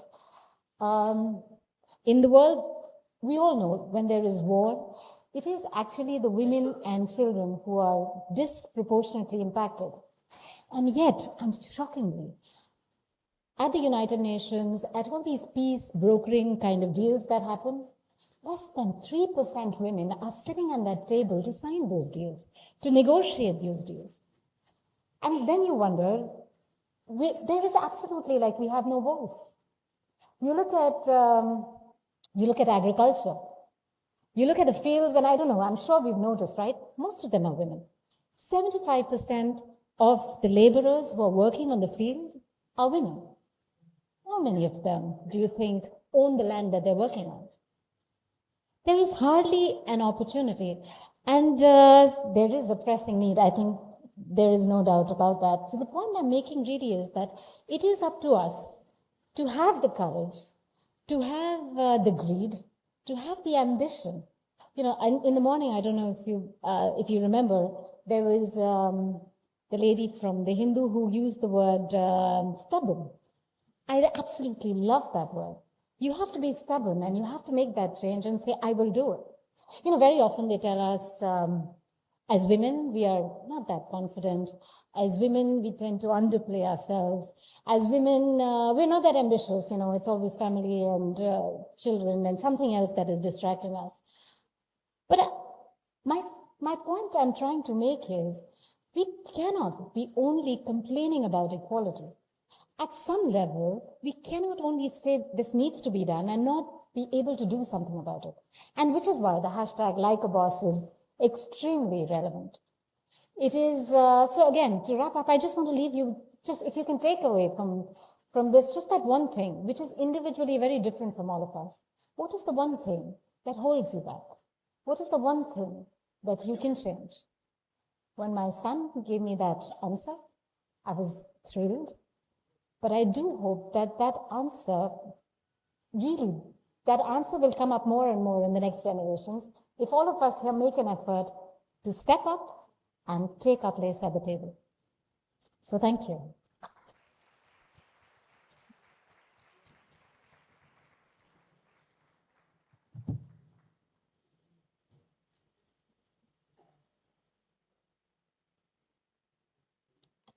So thank you, Ms. Bharati Bhaskar, as well as Ms. Ekta, for this lovely inspirational speeches. The topic was really interesting. Hashtag like a boss. And I think both of you have taken your own perspectives on that. So we have maybe 5 minutes left. So, Bharati ma'am, because you don't have Salman Papaya today, let me ask you a few questions. It's a very interesting question. It says that as a motivational speaker, you have inspired so many people, so many individuals all over Tamil Nadu and all over India. Who has inspired you to reach this stage? It's my mother, like for most of us. My mother belonged to a generation when her father did not let her pursue her college education. She was very good in studies. She loved physics, but she was not allowed to study in college. And you know why, right? What would he have said? I can't find the right guy for you if you study any further. Of course, my father was ready. He didn't get a girl anyway. So he was there. But my grandfather still said, you won't get the right groom, so I'm not going to let you study. So my mother was not in a position to fight. But a professor from Queen Mary's College came home and met my grandfather. And the historical meeting has been described by my mother in a diary note that she has left for us. She is no more now. So the professor came and she was not allowed inside the house for obvious reasons. She stood outside. My grandfather was sitting on the thinnay of the house. And the professor asked him, why are you not letting Karpagam study further? Karpagam is my mom's name. And grandfather was dumbfounded, not because he couldn't answer, but that's the first time a woman was looking into his eyes and asking a question. He has never had that situation in his life before. So he was a little confused and he said, okay, I'll allow her to study. But he, belonging to the generation, wanted to keep up his words. He didn't want to go back on that. So he cursed my mother as much as he could and finally let her to study. So she went to college. It was a class where she was the only woman member. And it was called Madras Presidency that time because Madras, Tamil Nadu and Andhra were together. She stood first in MSc Physics and won a gold medal. And the most interesting part in the note that my mom left for us says that it was she who wrote a letter to her professor to come home and talk to her father. And she gave steps, you know, it's like an equation, writing a stepwise she has written. Step 1, you won't be let inside, so stand here, look at my appa's face and ask this question. So she kind of, and my grandfather was acting in a play without knowing that it has been scripted by my mother. So she is my inspiration. She is very soft in her words, not like me or my sisters, but she will get things done the way she would think is ethical for all of us. Ethics was of supreme importance in our home. So she is my role model, and even though she is no more now, she will continue to be my role model. Thank you so much. Thanks a lot. We know now what runs in the genes. Ms. Ekta, one quick question for you. Your work spans across multiple creative domains, including writing, speaking, artistry and all that. How do you find synergy between these different forms of expression? It's an interesting question. Thank you. I don't look for synergy, to be honest. It's very boring if things synergize and fall into place and flow together. I think I derive my energy from the fact is people, we're complicated, we're all of us, we don't want to be in a unidimensional kind of role or trap. So I don't want them to come together. I like the fact that as people, we can do science and maths and also do arts. And this is something I want to reiterate because, you know, I see so many young faces here. And in India, especially given our education system and the society we're in, we're often at a very young age either asked to choose, are you a science person, are you a commerce person or an arts person? And if we don't choose by default, if we're good at something, then they'll choose for us and put us there. I think it is important to keep exploring, kind of pushing yourselves in many directions. That works for me. And that is something I feel strongly about. I think we shouldn't cage ourselves. You can be really good at math and you can still paint. I mean, don't judge yourself, just do everything. Thank you. So I think that's all the time we have for this session. Bharati ma'am, for today, a different session for you. There's nobody to debate with you, but somebody who synergized with you in your own thoughts. Hashtag like boss. May I request President MMA, Mr. Mahalingam, to step forward and present the award along with Mr. Shankar and Mridula ma'am. Please join them.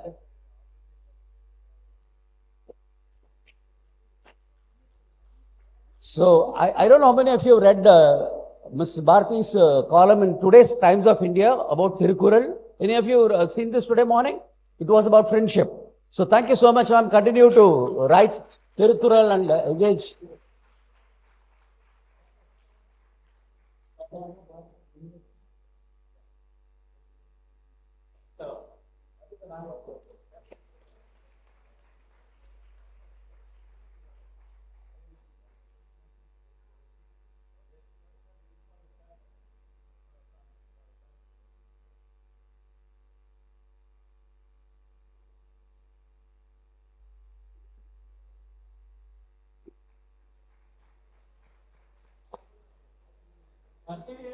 So that brings us to the special session 4, the last session of the convention. I'm sure you're all going to enjoy this special session as well. There is going to be one speaker, a high achiever in her own way. I'll shortly call her onto the dais.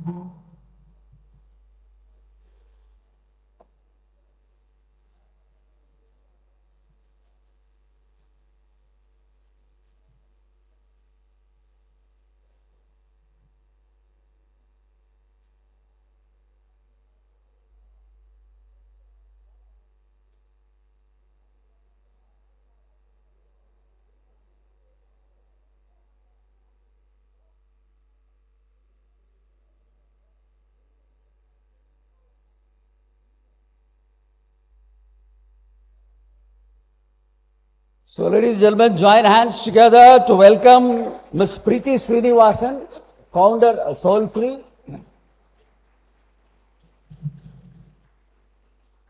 And may I invite Ms. Mridula Ramesh to engage a conversation with her.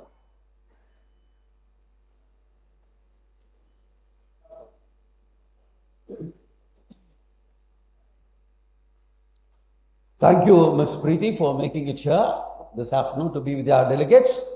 May I have the AV, please?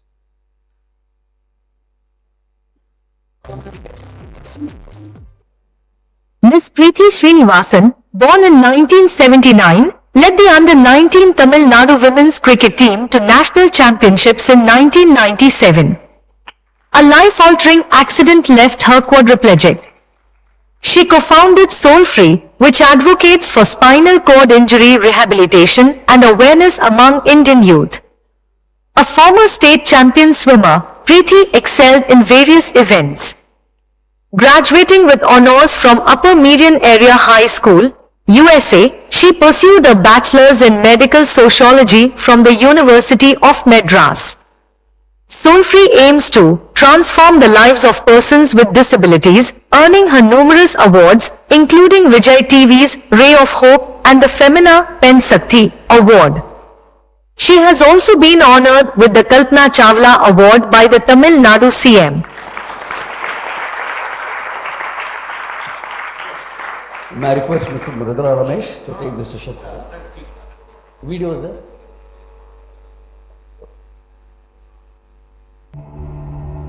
ரெண்டாயிரத்தி 12 என்னுடைய BE complete பண்ணிட்டு அதுக்கப்புறம் நான் சென்னையில் ஒரு 2 company எம்என்சியில் work பண்ணியிருக்கேன். Almost Kanyakumari to Kashmir வரைக்கும் service travel பண்ணியிருக்கேன். 2016 தீபாவளிக்காக வீட்டுக்கு வந்துட்டு திரும்பி ரிட்டர்ன் இங்கிருந்து போகும்போது எனக்கு ஒரு பைக் ஆக்சிடென்ட் ஒன்று ஆயிடுச்சு.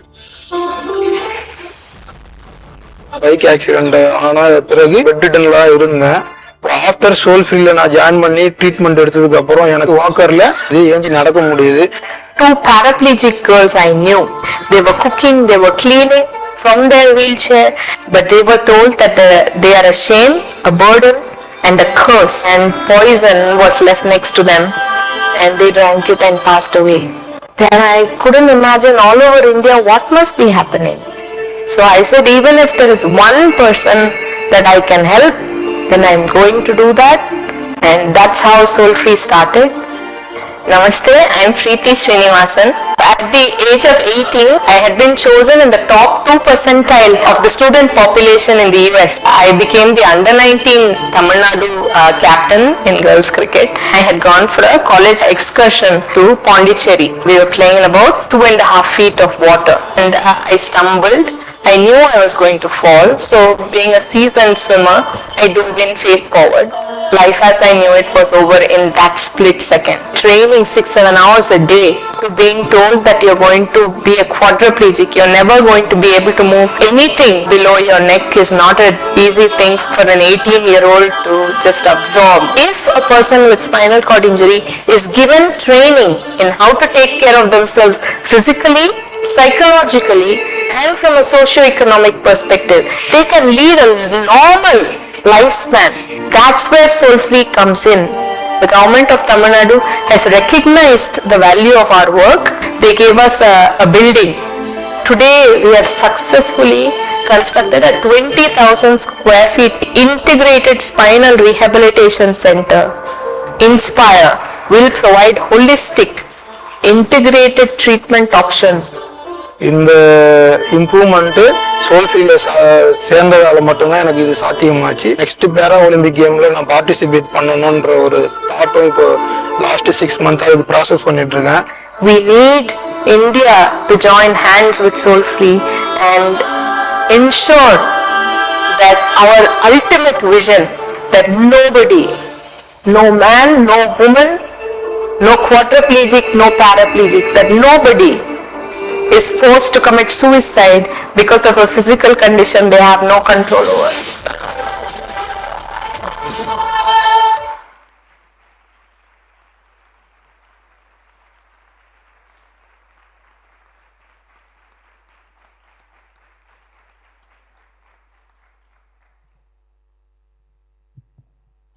It's a deep privilege to be sitting here next to you. I think it's been a phenomenal day of learning for me, of inspiration for me. And I've heard themes echo from one session to the other. And it's always good to end on a high. The themes of inspiration, of courage, of finding joy, right? Finding balance, finding your space. And throughout this, there's been a sense of keeping your body healthy, keeping your mind, keeping your soul healthy, and then finding a purpose. With that, I'm going to turn it over to you, Preeti. I have my own. Okay. Namaste, everyone. I want to thank the MMA for this incredible opportunity, because I don't think many women with disability find this stage ever. So it's a real privilege for me to be this face and voice of a largely invisible segment of society. So I'm really proud to be here.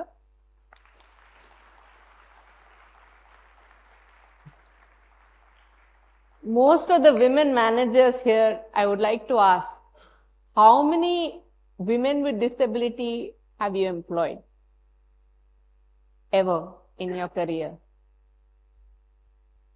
Nobody? One. Who in probably a couple of hundred. So it's not because we are not there. I wish, having seen me, many of you are more open to giving people like us a chance. So I guess that is my prime reason for being here. But apart from that, I want to say that we all need to be very cognizant of our body, and for that, Ekta ji was saying, sit back and relax and all that. I'm going to make you all stand for a bit. Please stand and take one step forward. I know you're hungry, but just one step forward. It's like one step for humankind kind of thing, right? Can anybody guess how many muscles had to work in unison for you to take that one step forward? Please sit. Thank you so much. Any guesses? How many muscles had to work in unison for us to take just one step forward? No, you're not allowed to. Any guesses, please? 30, 45. Okay, now you can see. 200 muscles need to work in unison. So can you imagine if we had to actually consciously decide, ooh, let me tighten the gluteus and here the other one. We wouldn't even make it to the bathroom in a day. So this great gift of this amazing machine that works and that cooperates with us no matter what. The moment it doesn't cooperate, life becomes very difficult. That I can tell you.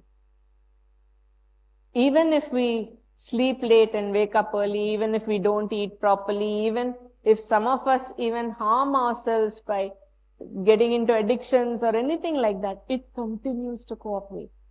So this great gift of a body, if we don't use it, we'll lose it. And I know that many women after a certain stage, we just can't have the time. We just have too many priorities except ours. Generations after generations, the conditioning is what? Put yourself last. The kids are important, the husband is important, blah, blah, the work is important. But where are you in that? Where is what is important to you? Your body, your mind. It's very important to keep the minds flexible and sharp. Not that we need to do like juggling acts or anything. We already do that anyway. But it needs to be flexible. We need to do something creative that we enjoy day in and day out. And we need to take time for ourselves. We need to make time for ourselves because it doesn't happen on its own. Because guess what? 300%, dementia is increasing 300% in India every year. Alzheimer's, so many conditions. Because we are so busy running after something that we forget to be here and now. Where are you here and now? Are you happy in this moment? Do you even know what will make you happy in this moment? Because guess what? No course in school or college or anywhere teaches you who are you? Who am I? Can I analyze what are my drivers? If I'm angry at somebody today, is it because I had a fight with my spouse, or is that person actually deserving of being angry? Do we even think about it? Why do we do the things we do? Why do we choose the courses we do? Why do we choose, do I want that promotion? Just because everybody else wants it? Do I want to be the project head? Because something in me wants to be that project head? Or just because everybody else wants it? I feel I have been exceptionally blessed to be given the role in the life that I have been given.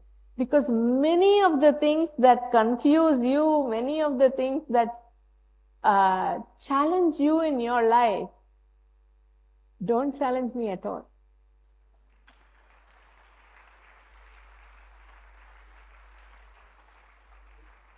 My path in life has been made crystal clear for me. The mind I have has been, it's like a diamond, right? It's been cut and cut and cut until there are no questions in my mind at all. It's just silent and still, and the decision is right there. I don't have to question myself. I don't have to doubt myself. There is no doubt. Well, you can ask me, how do you get there? And I'll tell you a couple of near-death experiences help. But the thing is, challenges. How many of you play any kind of game? If not actual physical games, video games? Video games, anybody? Ingyo thale atranga. How many of you want to remain a beginner for the rest of your life? Beginner stage for the rest of your life? No. We want to be having the highest level of difficulty and be champs at that, right? That's how I grew up. In sports, I started swimming at the age of 3 and playing cricket at the age of 4. At the age of 8, I was already playing in the playing 11 of the senior squad. It's a record that still stands. No. But I am not able to understand why when it comes to life, we never want to leave the comfort zone. In life, we want to remain stagnant, beginners. Why? How many of us choose to go outside the comfort zone, choose to fight for something that is bigger than us? Very rarely. And we teach our children also that. Get this, get that, so that you'll go here, you'll go there. We condition them so strongly. So the women and the men, I want to say at least we can let the next generation of kids grow up and do what they love to do. If women want to play cricket, please let them. If the girls, let them run, let them be themselves, breathe for themselves. So I feel body, mind, spirit, something, ma'am spoke about goals, career goals. What are your goals in life? What is the ultimate purpose of your existence? If tomorrow I'm going to die, I can say today that I'll die. Absolutely. My heart is brimming with joy, with contentment, with bliss, here and now. This moment I'm going to go, I have nothing to lose. You know why? Actually, in my life, I got the chance to fulfill my highest purpose, and God gave me the gift to answer my highest dream. Do any of you have this highest dream that if I do this in my life, then I'm done, there's nothing more I want? Any of you have that kind of, not like be a doctor or be a VP or not even that corner. Janma Sabalyam. Innadu. For me, our vayasle it was this. My mother would say, go and sit in the prayer room for at least a few minutes before you go to school. And the only recurring prayer I had was to become a blank slate. How a 6-year-old knows what it is to be a blank slate, I don't know. But I wanted to be a blank slate, and I would see in that puja thing, I would see all the debits and credits getting wiped away. That is what was my dream. So if I keep on writing on the slate, then how do I become a blank slate? You go to this school, you go to that college, you marry this guy, you have these kids, you go to this school, and repeat. What's the purpose of that existence? That was not my purpose. My purpose was to become a blank slate, and to do that, I had to be taken out of that. Today, this existence Nothing is written on the slate. I am not the doer of anything. This life is led for, I am a slave, I am a servant of the divine. And I have been given this purpose to be this face and voice of those invisibles who are being left to die. And somehow give them a life of dignity and purpose. That's all. There's not a single thing I want.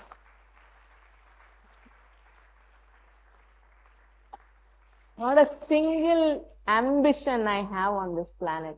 My ambition is for Soul Free. Soul Free has completed 10 years last year. And one thing, Economic Times says any startup, only about 11% of startups go beyond 5 years.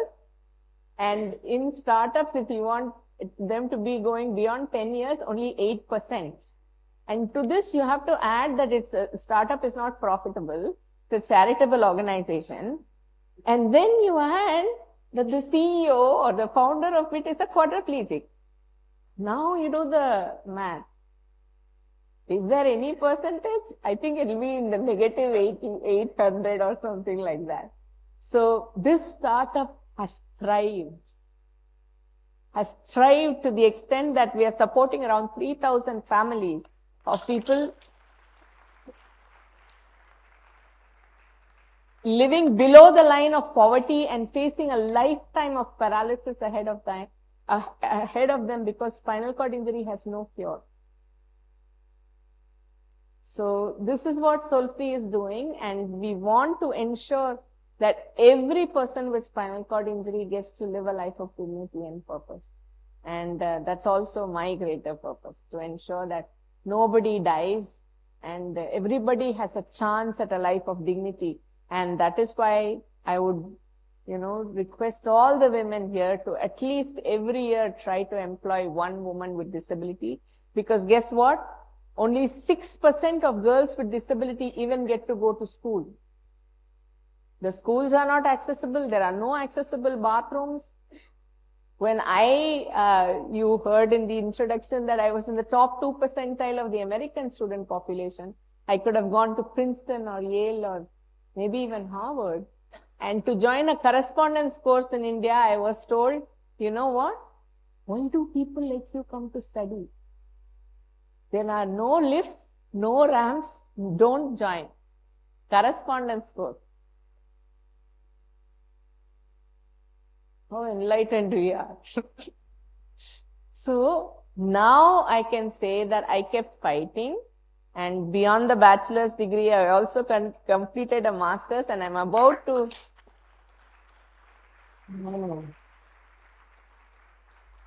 I became the first woman with a 90% disability to ever gain admission into the PhD program of any of the IITs in their history.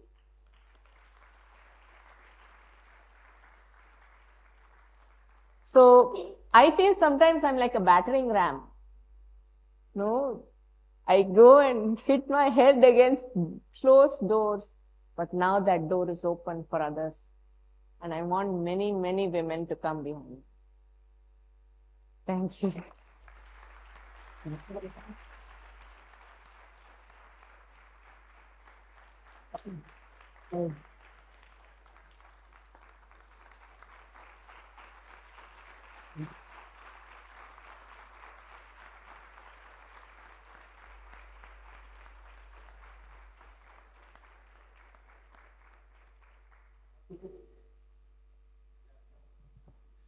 Questions?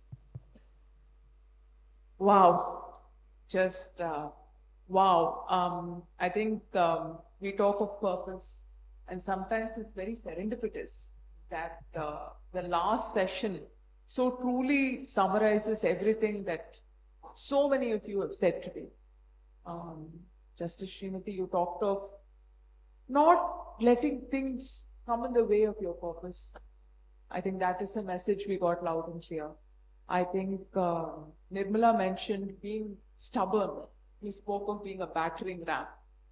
I think there was a thing about, I'll sue if I have to, but I'll get my way into college. We see that. I think there was a comment about finding your balance, not letting society's expectations stand in the way. We see that. Joy. I mean, everything has just come perfectly in the last session, which is how it should be. So with that, we have a number of questions, but I think, okay, group captain said one. Yes. Oops. So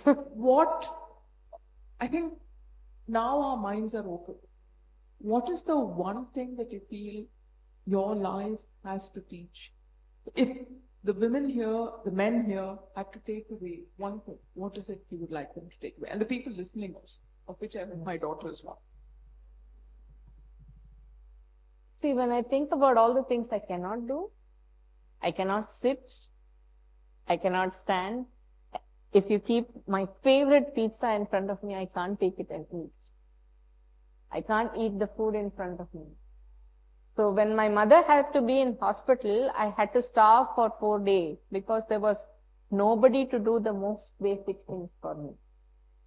Eat is not the only thing you do, right? When you upload, there's download also. And this is the kind of helplessness and vulnerability and precarity that women face who are facing significant impairments. There's nowhere for us to go if our family does not support us. So when things are so difficult on a day-to-day basis, it's like, why do you even bother? But then every day, when you decide that life is not about all the things you cannot do, but what you choose to do with what you can do, the impact you have just because you live.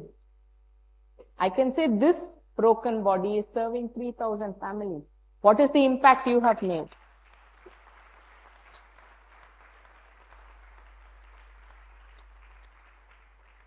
Honestly speaking, if you let me, I'll sit and watch on Netflix or something like that. But it doesn't let me. Something is driving me to go and do and be more, be everything I can be in this moment. Because, see, I always say the goddess Maya is the hardest working goddess on the planet. She actually cushions us and lets us live with our illusions. But in my life, she's not working. So I literally know that this moment could be my last. So I don't have the luxury of being procrastinating and just saying, hey, nothing wrong with that. But it doesn't let me. So something is driving me in every moment to make the most of this moment. And I think, see, that's what I keep challenging people. I have lost everything that you might not even think about in your worst nightmare. And yet sometimes I feel I'm the happiest person in every room.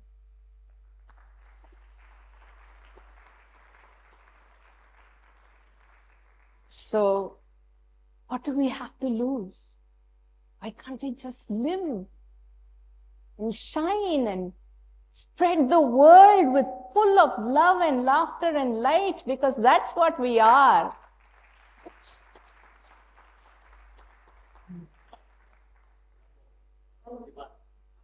Yeah. We can have a little less food today.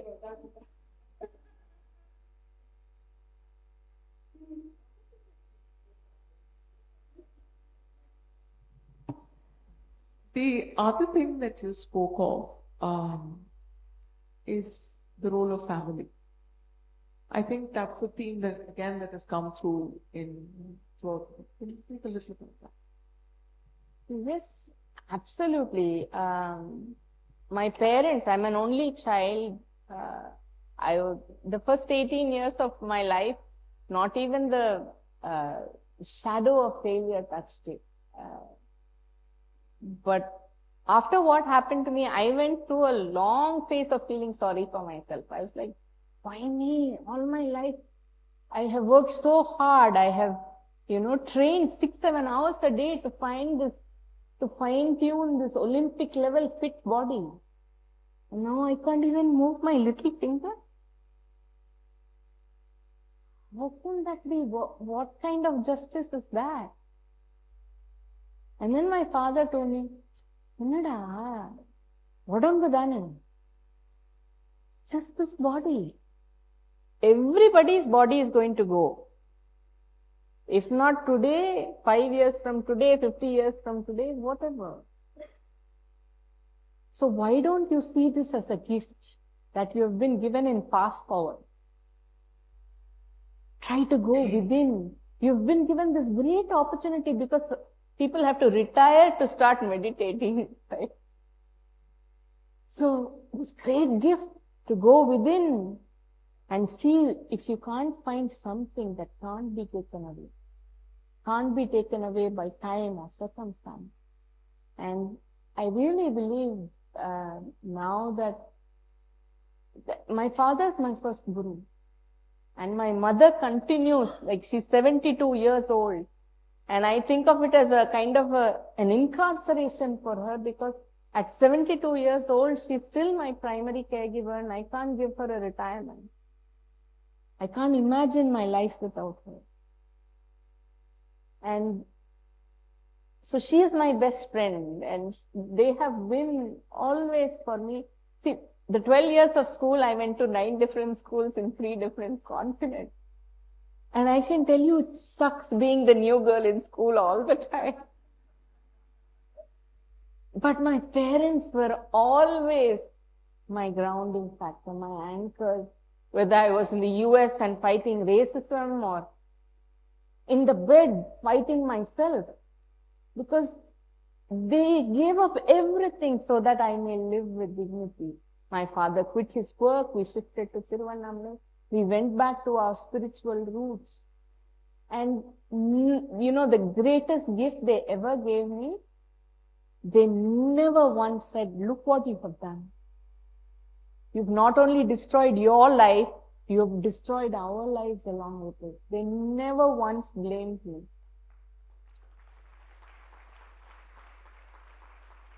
Because had they done that, I don't think I would have come out of it. They just gave me love unconditionally. They would come to do physiotherapy and I would say, don't come near me. I was such an ass. I have hurt them so much. I would say, my body burns, don't come near me. I've given them a lot of help but because of their patience and their love and their continued care, I am here in front of all of you.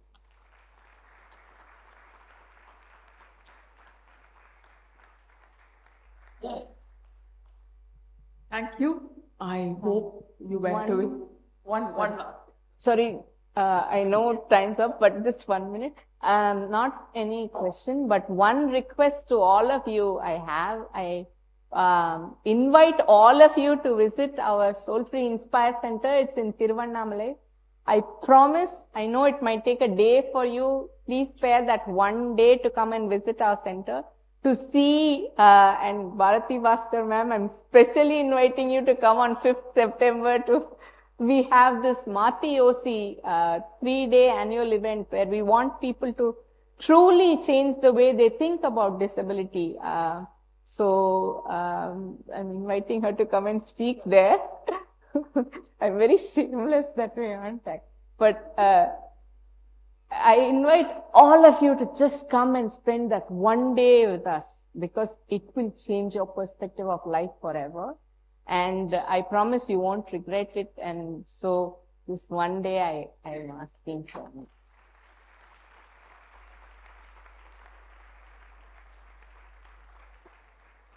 And just one more thing, if there is anybody of you who don't believe in God or who's a staunch atheist and doesn't think there is any greater force, I would like you to come and see the center and then say how logically, how this body is able to run that center. Thank you so much, Ms. Preeti, and thanks, Ms. Mridula, for moderating this session. May I now invite the President MMA to once again please join us on the dais. Our committee members, Mr. Sundaram and Mr. Ashok, please join us on the dais. So, if one has to sum up this last session, I think there will be only one word, that's spellbound. Correct?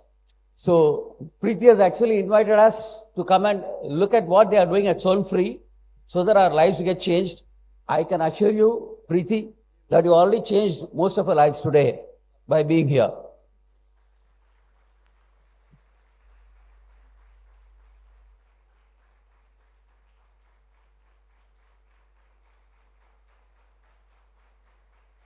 Many times, so, may I now invite Group Captain Vijay Kumar to make a special announcement, please. I keep coming for special announcements every time. After this session, what announcement I can make actually? Only, as I say, lunch? No, I'm not going to say so easily. Thank you so much, and Madam, invite you all to go to Tiruvannamalai. Many of you go to Girivalam. Please, Girivalam, you go. I'm not telling don't go. You must visit Soul Free because people like her what make the society change. And thank you so much for being here. You have been so disciplined. We stuck to our promise. I said we'll close at 1:30. We close. You have your lunch at 1:30. We'll do that. And convention of this magnitude cannot be organized without the support of the entire committee supported by the president. But particularly the president, the chairman of the convention committee plays a very, very pivotal role where she keep pushing you up, keep suggestions, keep collaborating with you to do that. And we are able to bring you a great convention. Big round of applause to our convention chairperson, Mridula Ramesh. And may I request President to please present a memento on behalf of the committee for a great job. Very well done, man.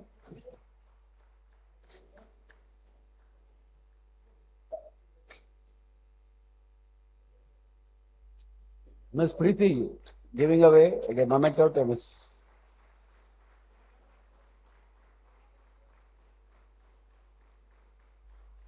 Thank you so much, Ms. Preeti. Yeah. Justice, ma'am. Yeah, please, Ms. Aparna. SCON leader. Saranya.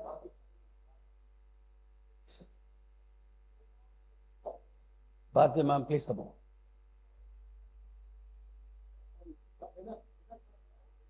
Please come. Please come, please come.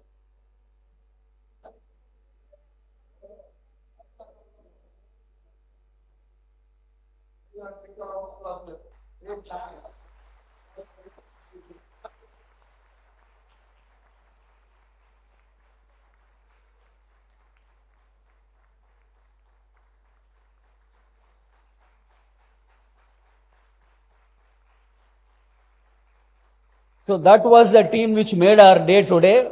A big round of applause to all of them. Thank you so much. Mr. Shivkumar, a committee member, I request him to join them, sir.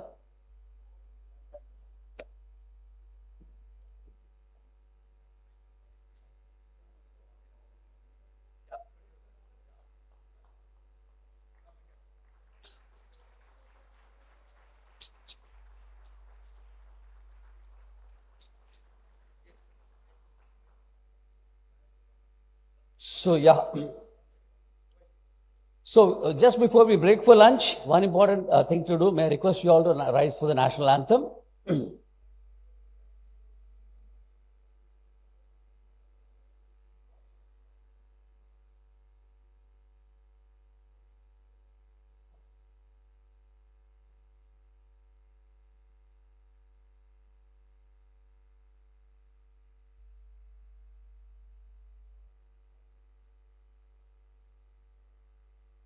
जनगण मन अधिनायक जय हे भारत भाग्य विधाता पंजाब सिंध गुजरात मराठा कावेरी उत्कल गंगा विंध्य हिमाचल यमुना गंगा उज्जल जगति तरंगा तव शुभ नामे जागे तव शुभ आशीष मागे गाहे तव जय गाथा जन गण मंगलदायक जय हे भारत भाग्य विधाता जय हे जय हे जय हे जय जय जय जय हे. Thank you all. A last request, please give us the feedbacks even after you reach back home. Our lines will be open until tomorrow. We expect your feedback. Thank you. Enjoy your lunch. Have a great weekend.